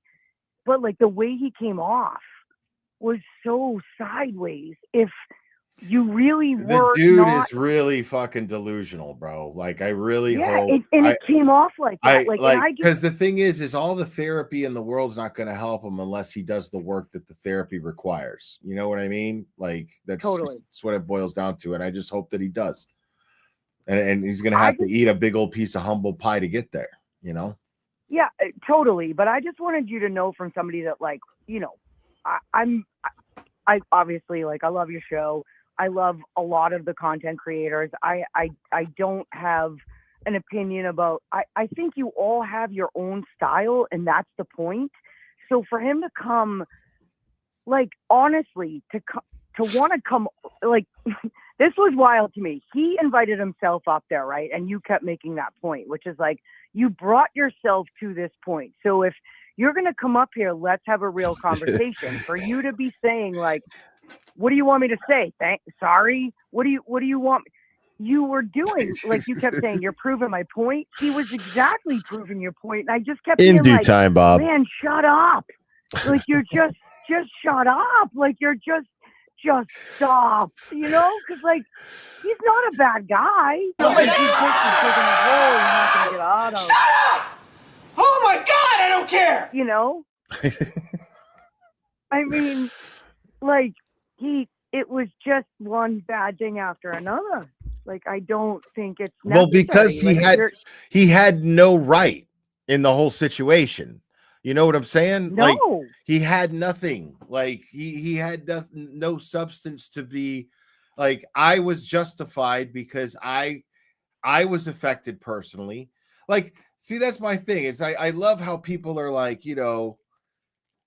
like Turtle Boy can have a fucking riff with somebody, and I will sit up here and I will defend because it was affected. Like I didn't go in on Esty because Esty was always real nice to me, but Turtle Boy had an absolute right to have a gripe with Esty. She went over his head, accused him of something, and threatened something through Betero. That was really over the line. So, but it had nothing to do with you, and that's the point. it is didn't that have you don't get involved in shit that has nothing to do with you. It didn't, but I still defended the fact that I was like, dude, he has a right to do that, and everyone agreed. You know what I'm saying? But here I do this when it comes to LTL, where I was wronged, I was betrayed. You know what I'm saying? So and now I'm the bad guy because I called him out on it. Fuck out of here. No, I think at the end of the day, the problem is that you held it for a year, didn't say anything, just chalked it up to like, yeah, people say what they say. And then it came to this point where you weren't really involved at all, and then somehow got dragged into it. And you're like, fuck this. Like, if we're going to go here, let's actually go here. Yeah. I'll tell you exactly what the fuck has been going on. Oh, dude, here's my perspective. And I was so excited when leave it, do whatever you want. I was so excited when he asked for that link. I was like, let's fucking go. Oh, I know it. And I knew it. And I was so glad that I wasn't drinking that night. I'm so glad. Like I was sharp-witted as best as I could be, besides my anger kind of clouding me, but I didn't let it. And like I've done this too many times. So this is funny. I read the caption and kind of got the information that you guys were on there through, I think it was on X. And then I thought it was like a planned thing. So when I started listening to it, I was like, this is weird. It's not like they're coming up. Like, I thought you two had agreed to like talk to each other. That was what I went into it thinking, that you guys were going up there as invited guests. I didn't know that it was like, you like, hey, like, drop a link. I want to come up. And then he decided to come up. Yeah. Too. Like, and that was a total surprise to me. I normally don't do that, but they were openly talking about me. And 100%. And they had the wrong idea. You know, I would have done the same thing. I wanted to explain myself because I respect those guys. You know, if it was a channel that I didn't like or respect, I wouldn't have even bothered. I'd just been like, just keep talking. I don't give a fuck what you say. Nobody gives a fuck what you say. You know what I mean? But they were just razzing too. Like, people were messaging me saying, "Oh, dude, these guys are fucking trash talking you," and I was just thinking, like, no, that's not what they're. This is just how they're. Okay, first of all, if which you have enjoyed the culture of Boston and you get it, and I hate that you say that you don't get it, because I've lived in Florida now for 13 years, and I'm in South Florida, and I'm learning, like, it's almost a little bit, it's different, but it's the same as far as, like, if you're busting my balls, we're friends. If you're not, we're not friends. Like, that's not like, that's how I took that. That's how I took that. And I don't know them from a hole in the wall. I just enjoy their channel. But the vibe growing up, like, I grew up in Boston my whole life. I left when I was 33. If they don't like you, they're not fucking with you. So the fact that they're like dropping a link, like, they're that guy. Like, if they're giving you shit, they fuck with you. That's like, what I'm saying. I grew up in South Florida, and I know people from that cut. You know what I'm saying? Yep. I get it. Mhm. And so that's what they were doing. With all these people because I grew up in Boston, and they vibe the same way. It's really weird. Like, the people I connect with, like, we fuck with each other hardcore, and it's funny. Like, it's not, it's real. It's just real life. And I don't think a lot of people get it, but like JFK and that, you know, their channel, I think they wanted to understand, which I respect totally. Like, they wanted to, like, they genuinely thought from a perspective of theirs that, like, something was going on that they, like, didn't understand. But once you said your piece, they were like, oh, okay. Right. Like, we get like it. You know? see me, like, you see me on here being silly and clowning and roasting, you know, people that we're talking about on this channel, right? You see me doing 100%. that all the time, right? That's how I was with my homies that I hung out with that were like JFK and James Jackson. Yep. What, you know what I'm saying? That's how I, like, that's what I brought to the table. You know, and can I stop you right here? Like, that's why you vibed. I think it was James Jackson right away, and didn't connect with LTL, and no shot at LTL. I tried though. I tried though.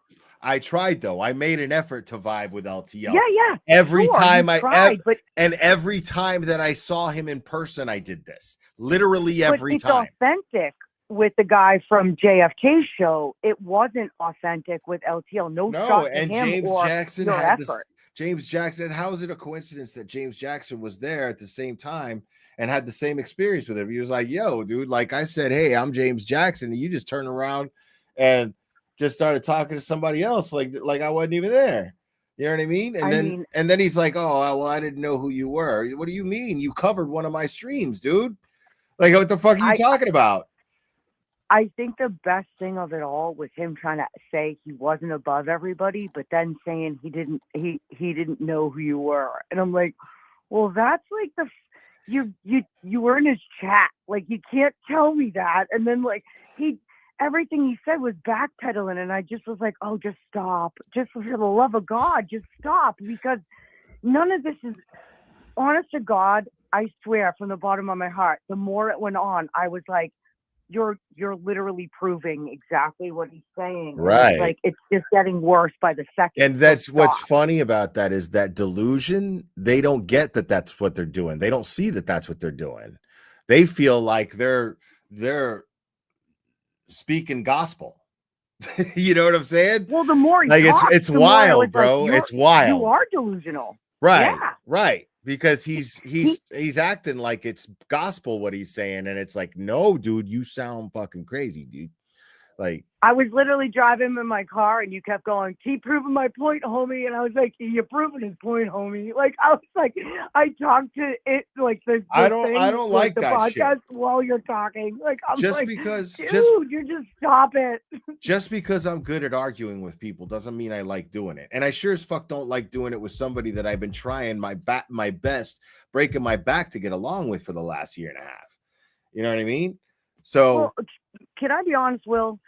For the last 3 years, I've been watching you, and solely because, I mean, I don't know if you know this, but I'm Amy McCabe, and I grew up in Boston, Okay. and I grew, like, we had this conversation a couple of years ago, but I grew up no with John. relation, no relations to No the relation, McCabe's? none. I married a guy from Iowa with happened to Okay. have the last name, but like I Okay. never got involved because of Wow, my that's- last name. I felt ridiculous, but it got to a point where I just couldn't keep my fucking mouth shut because it's just so ridiculous. But so watching you for the last 3 years, the one thing I will say is there's no bullshit whatsoever with you, and I think that's Never. why you fit into Boston's like aesthetic. Like you vibe with who we are as a people, because we don't sugarcoat shit, and we never will.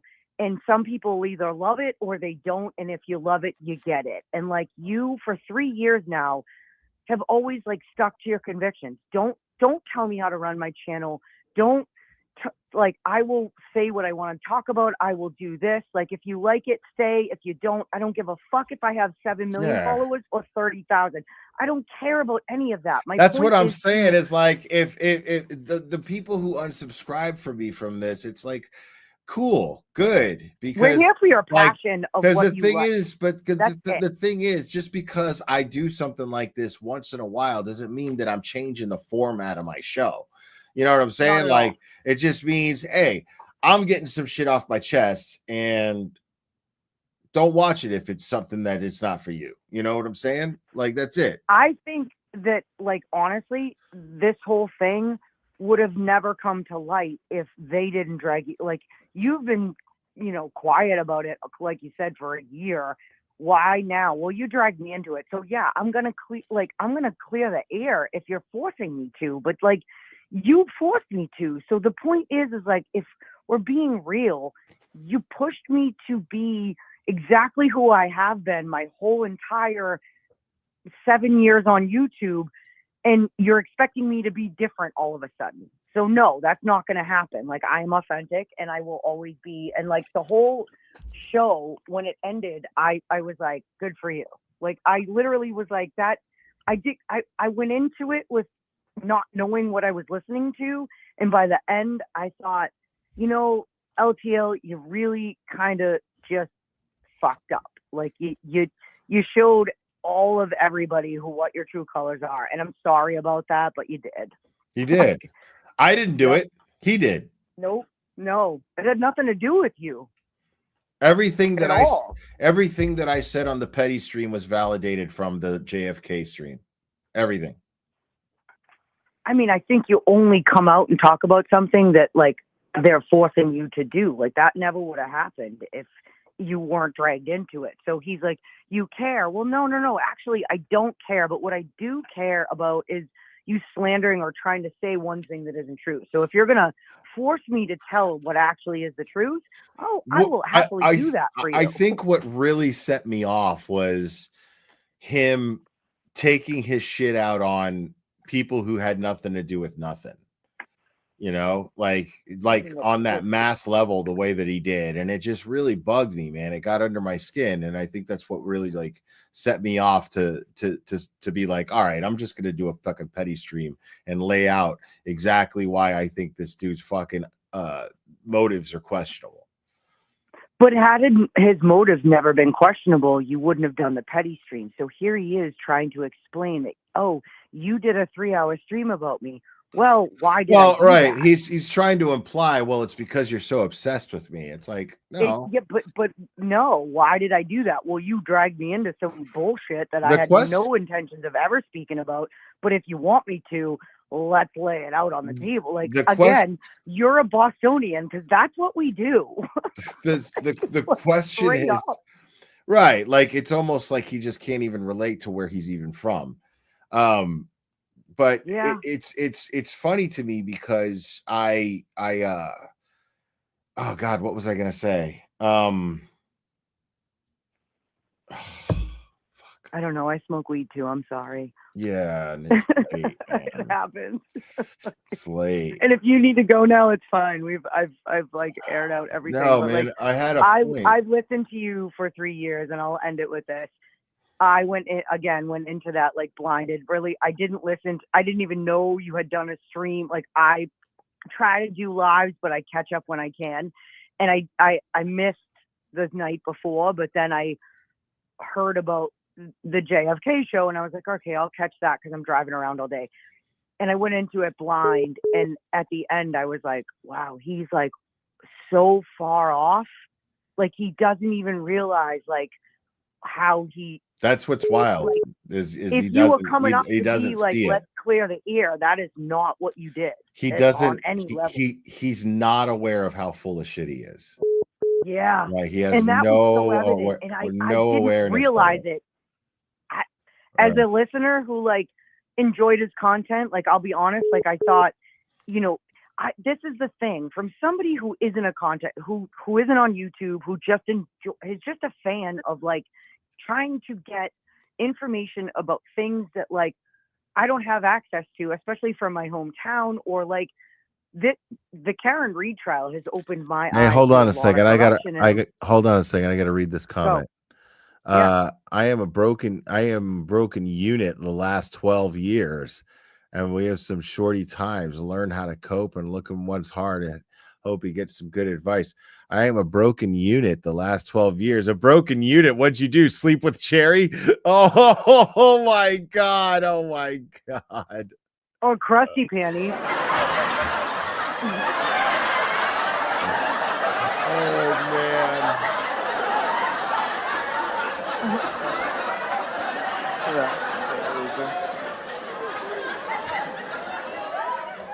Calamity Jade.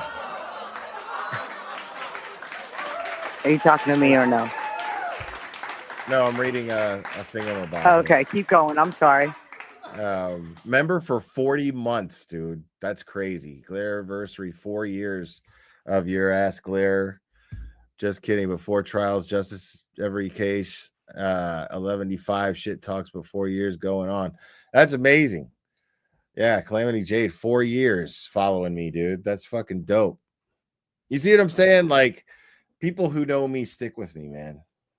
That's what. Well, it's not just about sticking with you. It's about like you're completely authentic from the second I started watching you. Like you've never, like your perspectives and your searches and trying to find truth and stuff have grown, but who you are as a person is exactly who you've been.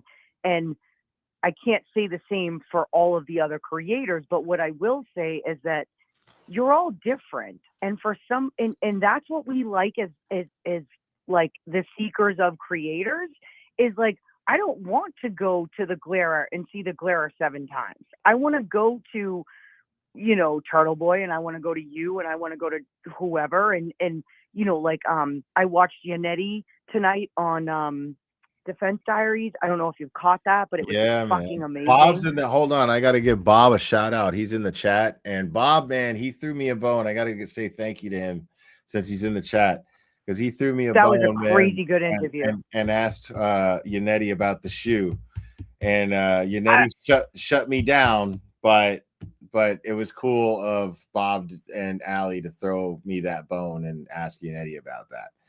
But I still got a couple of tricks up my sleeve to get answers on that. I still got a couple tricks up my sleeve. I'm not giving I'm up. all with you. I think I agree with you, Will. I'm not going against it. I think I 100% think the shoe is a thing. Yeah, the shoe is definitely a thing. Listen, that interview was awesome with Yianetti. I don't know if you got to watch the whole thing, but it was really, really good. So shout out to Defense Diaries. Yeah. And that's the thing.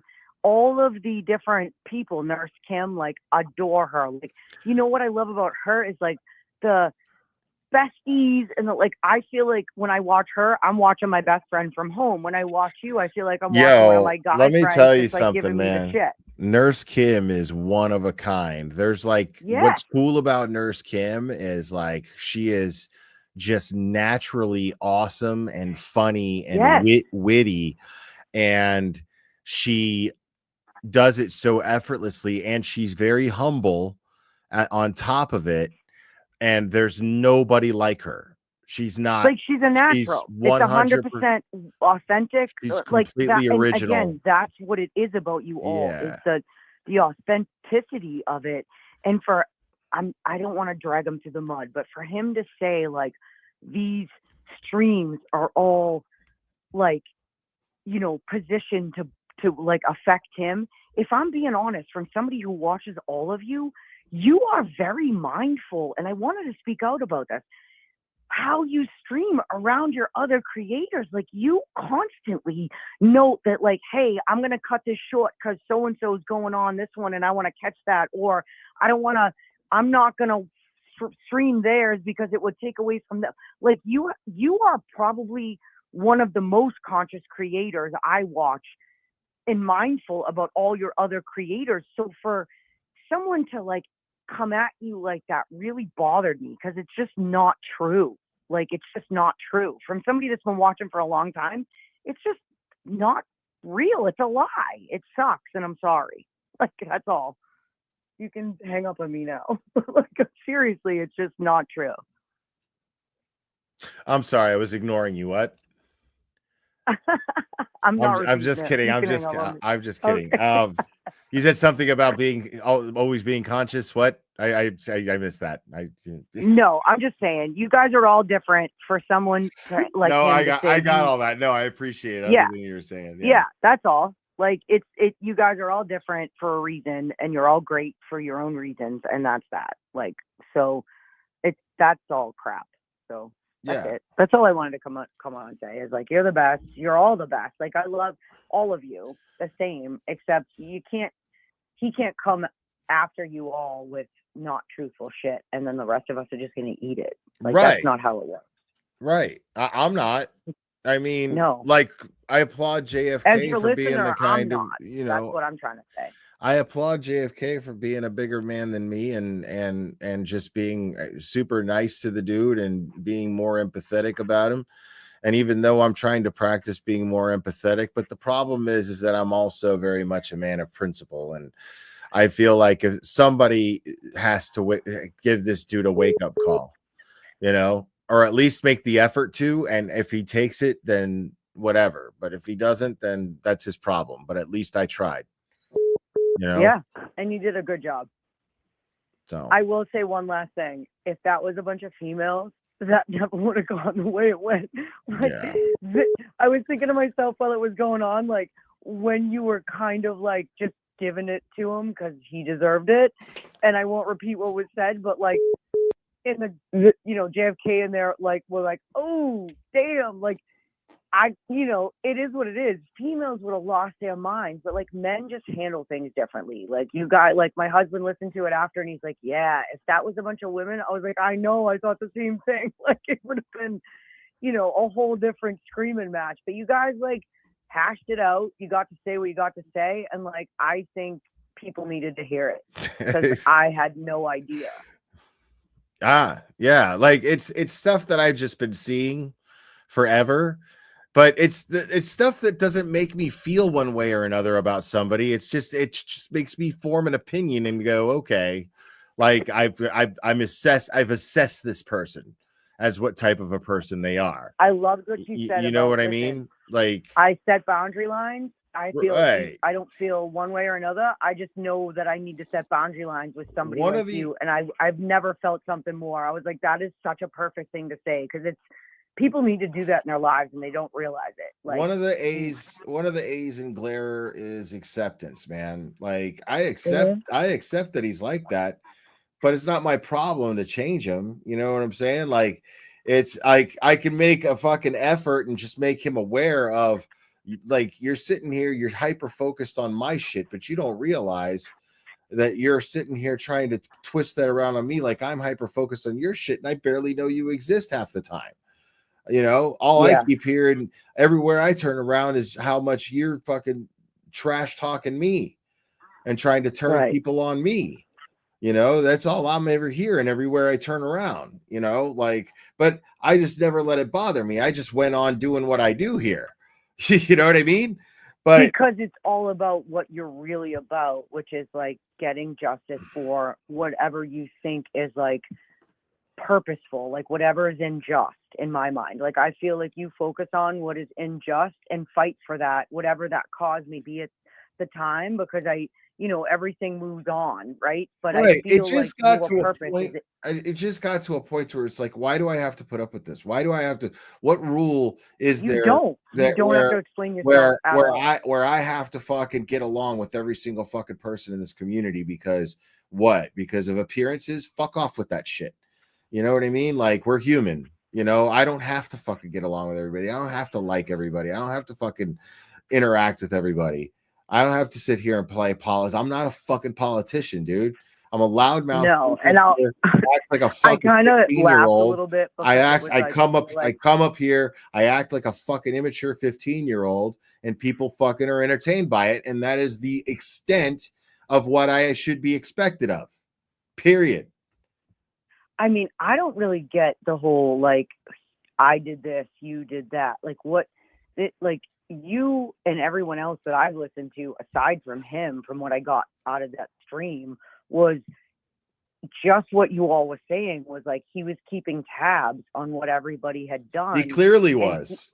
And, like, if you didn't do what he thought was enough, and it came across like, well, none of the rest of them are doing that. They're just, like, think about this. Like Nick Rocco, the guy has like done a ton. Like he doesn't start a YouTube channel and try to like, he did his part and he was great. Like there are so many people if you are in my side of it, just like kind of watching and contributing from like, I'm in Florida. I can't like do the things other people do, but like, I can send money and I can do things that they've done. And like, I've done that. And there are a ton of people that have contributed to it who don't give a fuck about recognition. None of them, even you included. So to how many anonymous numbers donors on it is bizarre. To me, like you're like even Turtle Boy, rightfully so. He should say he started this motherfucking shit to get like things going, but he's not like trying to be like that either. Like I just think it's wild to like point out that you think people are trying to cut your streams when these people are actually all going on their streams like, I'm trying to cut this in right now because someone. Dude, I've never done anything except try to promote. Yeah, Brian. And you know what? You've never come across like you would do anything like that. So for someone to insinuate just pisses me off as like a viewer because it's like that is not who he is, and you're just lying. And like, sorry, I'm not going to accept it. Like that's basically why I called you tonight. And like I tried 3 times and then I was like, stop. And then you said, come on, you and Tommy next. I was like, fuck it, I'll try one more time. And I did. So like here we are, like probably 25 minutes in. I'm sorry. But I love you and I love your channel and I love that you speak your mind and you're authentic and like you're just the best. So keep it up. All right, thanks. Appreciate it.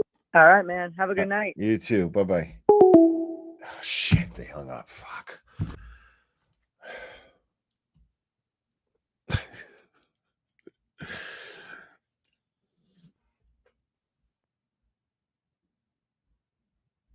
Jerry, what's going on? Who's pissing you off? What's going on? What's happening in the chat right now?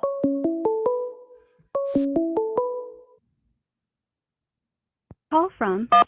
You're on. Who am I speaking with? Oh my God. I didn't think I was going to get on. Okay.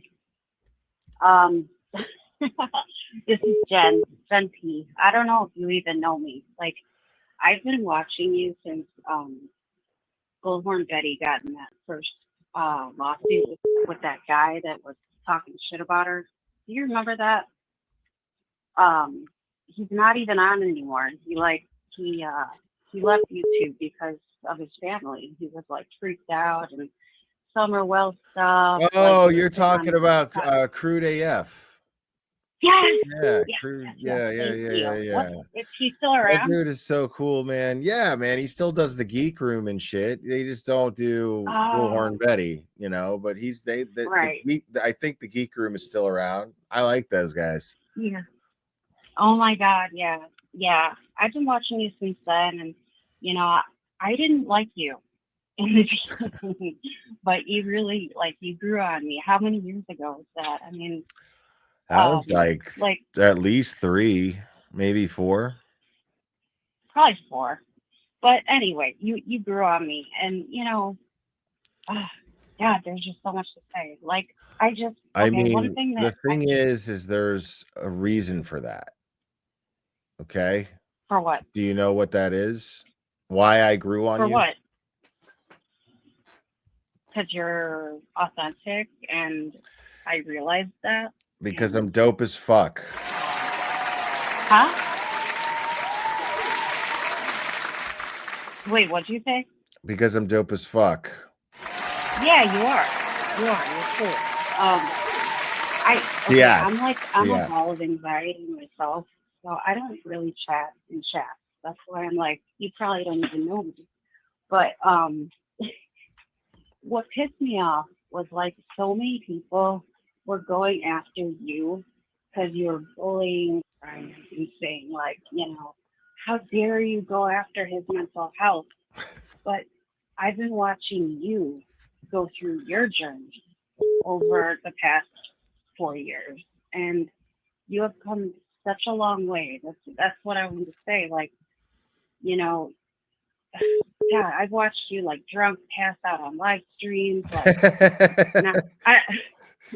like Laura. Like, I mean, oh my God, I see you. Like, oh my God, I'm not going to bring it all up, but you've come a long way, and it's bullshit that people are like, you know, bullying, or I don't know if I'd say bullying, but talking shit to you because they're like, well, he has mental health issues, but so do you, and you know, so do I, and Like so if do probably all of us. This is a 47-year-old man, dude. Like, if I'm taking the steps to manage my shit, why can't you? Why can't I hold you to the same standard I hold myself? Why is that somehow how is that bullying? If I'm holding you to the same standard that I hold myself. I mean, I don't know if everybody He's knows capable, he's smart. Like if he's smart enough to be manipulative, he's smart enough to do the self-work. You know what I mean? Exactly. And I've had to do a lot of self-work myself. I mean, I ended up in this community because of trauma, because of losses, and because of, you know, I was going through, and I'm still going through shit, you know, like, I mean, so many losses, and I've come a long way myself, and I know that I've seen you grow, like, I really have. I mean, you've grown so much, and I just think that people should know that, and I know that you have you have a lot of mental health issues too that you talk about, and maybe people don't know that, like that are new to, you know, this you and Brian thing. And you talk about your mental health struggles, and people were talking like you don't, you know, you know, well, you don't have mental health struggles. I know you have your mental health struggles, and you've had so many streams where you've like talked about them. And it was really annoying. Like what was annoying was that he was just so fucking beta trying to talk to me and be the alpha in the conversation when he just doesn't have the ingredients. You know, like he was just so beta talking to me, you know, you should really just focus on your content and do this and this and this. It's like, yo, nobody's buying this fucking high road shit you're doing right now, man. Shut the fuck up. Like, that's not even, nobody's buying this. Like, you're making yourself look foolish doing that, you know? Yeah. I mean, I really don't watch him because I kind of saw this stuff like a long time ago too. Like, I just can't stand the whole like, well, I did this and we're doing this and I'm doing like, you know, like you were saying last night, like about the homeless shit. Like you don't gotta take pictures of a homeless person and say like, look what I did. You know, like it takes the piss right out of it. Like, it takes the piss right out of it. Right. It does. Like automatically. Like, dude, how like you when you do that, you take less out of your own heart from it. You know what I mean? Don't you want to lock as much of that experience in your own heart by just keeping it to yourself, you know, and just being happy with it and being happy with that memory that you did something nice? Like, that's okay to do it for selfish reasons if it's like that, you know? Yeah, for sure. Like, I mean, hey, I've done shit for selfish reasons. Everything we do to some degree is that's what makes us human. Everything we do to some degree is for selfish reasons. The difference is are we willing to give back in our selfishness? Right. Can we reciprocate? You know? Yeah. Like, exactly. I mean, I sit back and watch and I feel kind of stupid because I'm like, nobody knows me. And I've been like here since the very beginning of like Summer World and everything. And I remember this one stream where like you were like, oh fuck this. You're like, I'm setting up. You were doing a fundraiser for Don Welch commissary. Yeah. Yeah. And people hate. Oh, that's 80% of the reason why I did it was because it was going to piss the right people off, you know? Yeah. Like, yeah, exactly. Yeah.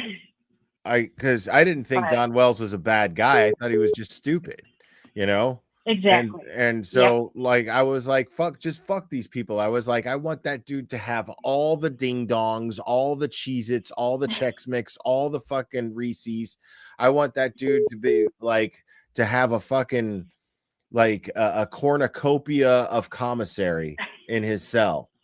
Like, and we maxed it. We maxed that shit. Yep. And then I doxed my credit card and I had to fucking cancel it and get a new one.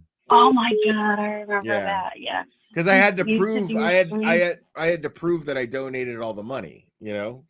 Right. Yep, exactly. I do remember that. And you know, just you used to do your streams from your couch in the dark and, you know, talk shit with Laura all night. And, you know, not that you still can't do that. I mean, that's fun. Hey, who doesn't like drama? And anybody who's saying like, and I didn't really know what, like, you know, you don't really, it's kind of like being a cat who's not an outside cat. You don't know that there's a whole outside world out there if you've never seen it. You know what I mean? Right. So like that community I was in for a long time just because I had grown some relationships and developed a relationship with a chat, you know, and it was what I knew. And most of the time I shit on the people with the drama. I didn't actually have the drama. I just shit on the people who had it, you know, and then I got sick of it. I got sick of it, and then I came over here, and all I was going to do was just like educate myself on Karen Reed and see if anybody cared to watch. And it just so happened that this community existed and they embraced me immediately. And I'm very Is grateful this for that. what, I mean, what do we call this community? Because I do still like watch Geeks, and you know, I still like Pearl is awesome, and the Jerks. I mean, I was like a stupid mod for Ziggy too, you know, with the Jerks, you know, like, you know, I go back with them, and it's like, okay, so that was trauma. So what's this like? No, this is just, I mean, this is a fucking anti-corruption community, you know? Yeah, That's I guess so. that's what this I don't know is. what to call it. This But- is I mean, we're focused, we're mainly focused on Massachusetts right now. That's where the issue is. Right. That's where the numbers need to be. Because the strength is in numbers. So we need to focus our energy on Massachusetts and exposing that corruption and supporting Turtle Boy in his process of doing that. So exactly. but listen, I'm gonna cut this off because It's all good. I just wanted to say that you've grown and you're awesome, and people notice. But I wanted to state it that, you know, you do have your own shit and your own mental health struggles. So people should not be going after you for that. Fuck that. okay. Thank you so much. And I appreciate you. You too. Thank you. Okay. All right. Good night. Good night. Call from Liz. You're on. Who am I speaking with? It's Liz. How are you? I'm good, Liz. How are you? Good. God, this is. I just wanted to call real quick and say, you know, I can't believe this. Like, Liz, what are you doing up? What are you doing up? I don't know. It was just I just woke up and I'm like, I'm gonna go outside and have a cigarette, which I shouldn't do. And it's still hot as anything. Liz, you need you need your beauty sleep. You need your rest. Hell yeah, I do. You do. Yeah. No, but I think I'm concerned at the fact that I'm speaking to you after 3 a.m. I know. Well, I was concerned when I saw it. Make yourself some sleepy time tea, a little lemon. I think I'm going to. Yeah, I know. I wish these are the times I wish I still drank. Yeah. But no, I think that he's not a very nice person, and I'm taking that after seeing a lot. You know, I'm like, he's very insecure, and he's got to one up everyone, and I think it's wrong. I don't know. I think it's not a good look. No, not a good look at all. No, it's not. It hasn't been for a long time. Like this guy, I didn't know this guy put up billboards for justice for Enrique, and there's no evidence that there's a crime yet. You know what I mean? Right. Like, exactly. So what's the justice for? You know? Right. And like, yeah, and he doesn't do any, like they said, he doesn't do any investigating. None. He wants to sit and get the story, and you know, and I mean, and that, to me, I don't even give a shit about all that. To me, it's just like, yes, right. You know, like I'm just like, you know, I see things and it's like, why do I have to fucking bite my tongue about it? You know, yeah, and if he did me wrong, aren't I justified in calling him out for it? You know, why? How does that make me? How does that make me a bully? Like the thing is right.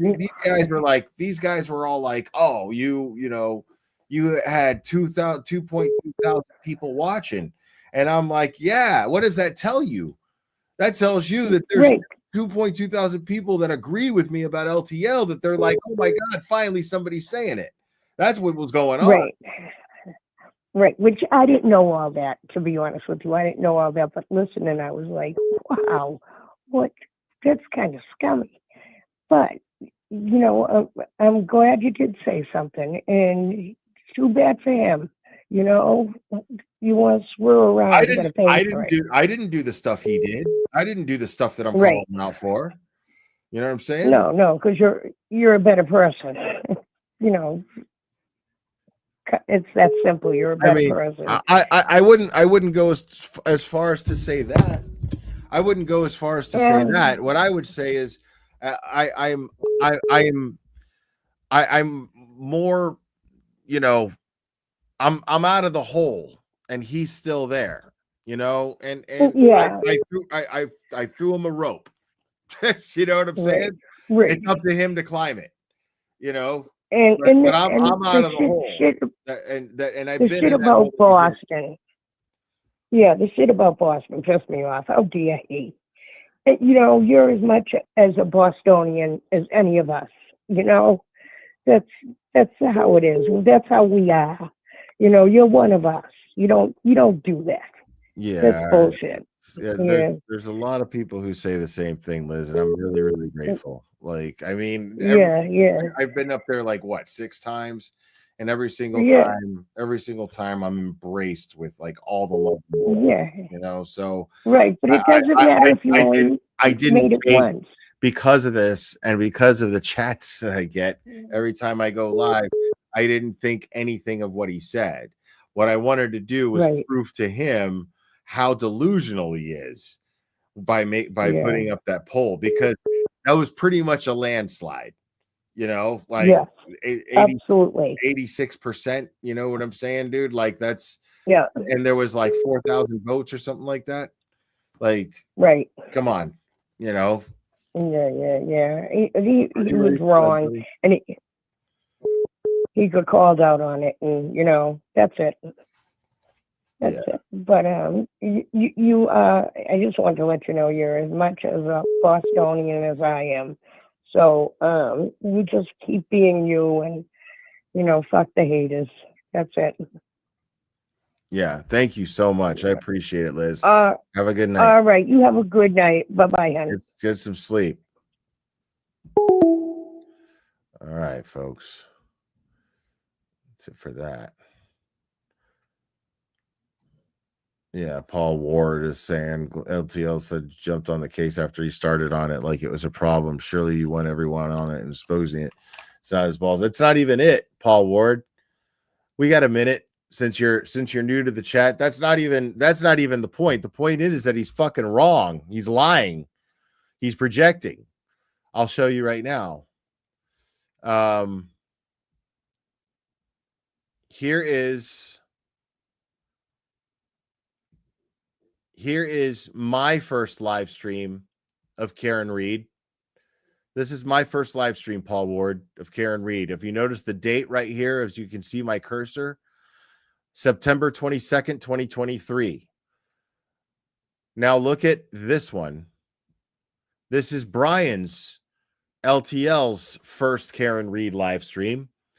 And the date here is September 27th, 2023. So he actually covered it after I did. But coincidentally, it was 5 days after I did. And since he projected through that entire JFK and James Jackson and Kev stream, isn't it fair to say that maybe isn't it fair to speculate the possibility that he actually is covered the Karen Reed case because of me? And then he accused me of it? I mean, 5 days later is pretty quick, no? 5 days after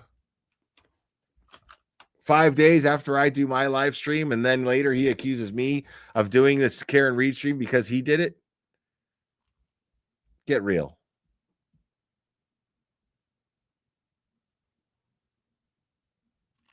So, yeah. Paul Ward, I hope that sheds a little bit of light there. I need to get rid of this banner because I closed the phone lines. I'm done with the phone lines. Yeah. So yeah, that's it, man. I am putting the Brian LTL entity, as it were, to bed. That is it. You now know exactly why. I don't think anybody disagrees that I have validated and justified my reasons for setting healthy boundaries between myself and Brian LTL from here on out. I don't want to hear any shit about it. And that's it. That's how I feel about it. But yeah, Clubber is ready to go to bed. But yeah. Anyways. All right, folks. You guys are absolutely fantastic. You guys mean the world to me, man. Seriously. Thank you guys so much for all of the support. And thank you guys for make sure to hit the like if you haven't already. That helps me a lot. And make sure to subscribe if you're not subscribed already. And make sure to unsubscribe if you take issue with what I talked about tonight. But no, if you're new subscribers and you're enjoying the channel, I really appreciate it. I hope you continue to enjoy it. And thank you guys for being insomniacs and hanging out with me tonight so late, man. I kind of feel like Rackets, man. This must be what Rackets feels like, except Rackets would be going on for another hour at least. He would be going for another hour at least, for sure. But I got to get Rackets on here, man, one of these nights. I'm thinking, I don't know, man. I'll put up a poll in community to see how people feel about it. Because, you know, I think it would be maybe a good way to make sure I'm not stepping on anybody's toes or worry about anybody stepping on mine. Not that I ever really do. But maybe doing these late night streams, you know, maybe doing more of these late night streams, maybe cover Turtle Boy's case for more of a night owl crowd. So we get more coverage. Maybe I'll just kind of train myself to be more of a night owl in that regard. Because it's kind of cool, you know. You got Auntie Deb and you got Nurse Kim doing these morning streams, man. That's really cool. And then you got the Matas doing their thing, man, which is always great. You got Melanie Little doing her thing, usually in the middle of the day. You know, so people are scattered all over the place, but a lot of people have kind of found their little spot to do their shit, but nobody's really claimed the night shift, man. So maybe I'll take third shift. You know what I mean? Maybe I'll do third shift or night shift. We'll see. And everybody else can catch the replay. I'll put up a poll about it in community, see what everybody thinks. And then if people say yeah, then we'll give it a shot. We'll give it a roll and see how I feel about it. Because I've worked night shift jobs before and I fucking hated them. Like, it fucks with your head, man, trying to sleep during the day. But I could cuddle with Clubber and I could sleep during the day real good. You know, that's where I'm at right now. Like, I could do this. And as you can see, I'm fucking dead tired. I'm overtired. I don't even know if I'll be able to fall asleep when I get upstairs. But the thing is like, yeah, lately I've been doing like taking 2 3-hour naps like every 5 hours or so. And I don't even know if that's good or not. But I'm still getting more sleep than Cherry gets. Cherry doesn't sleep because she's not human. But yeah, man. All right, guys. You guys have been absolutely fantastic. I do love you guys very, very much. And we will do this again very soon, my friends.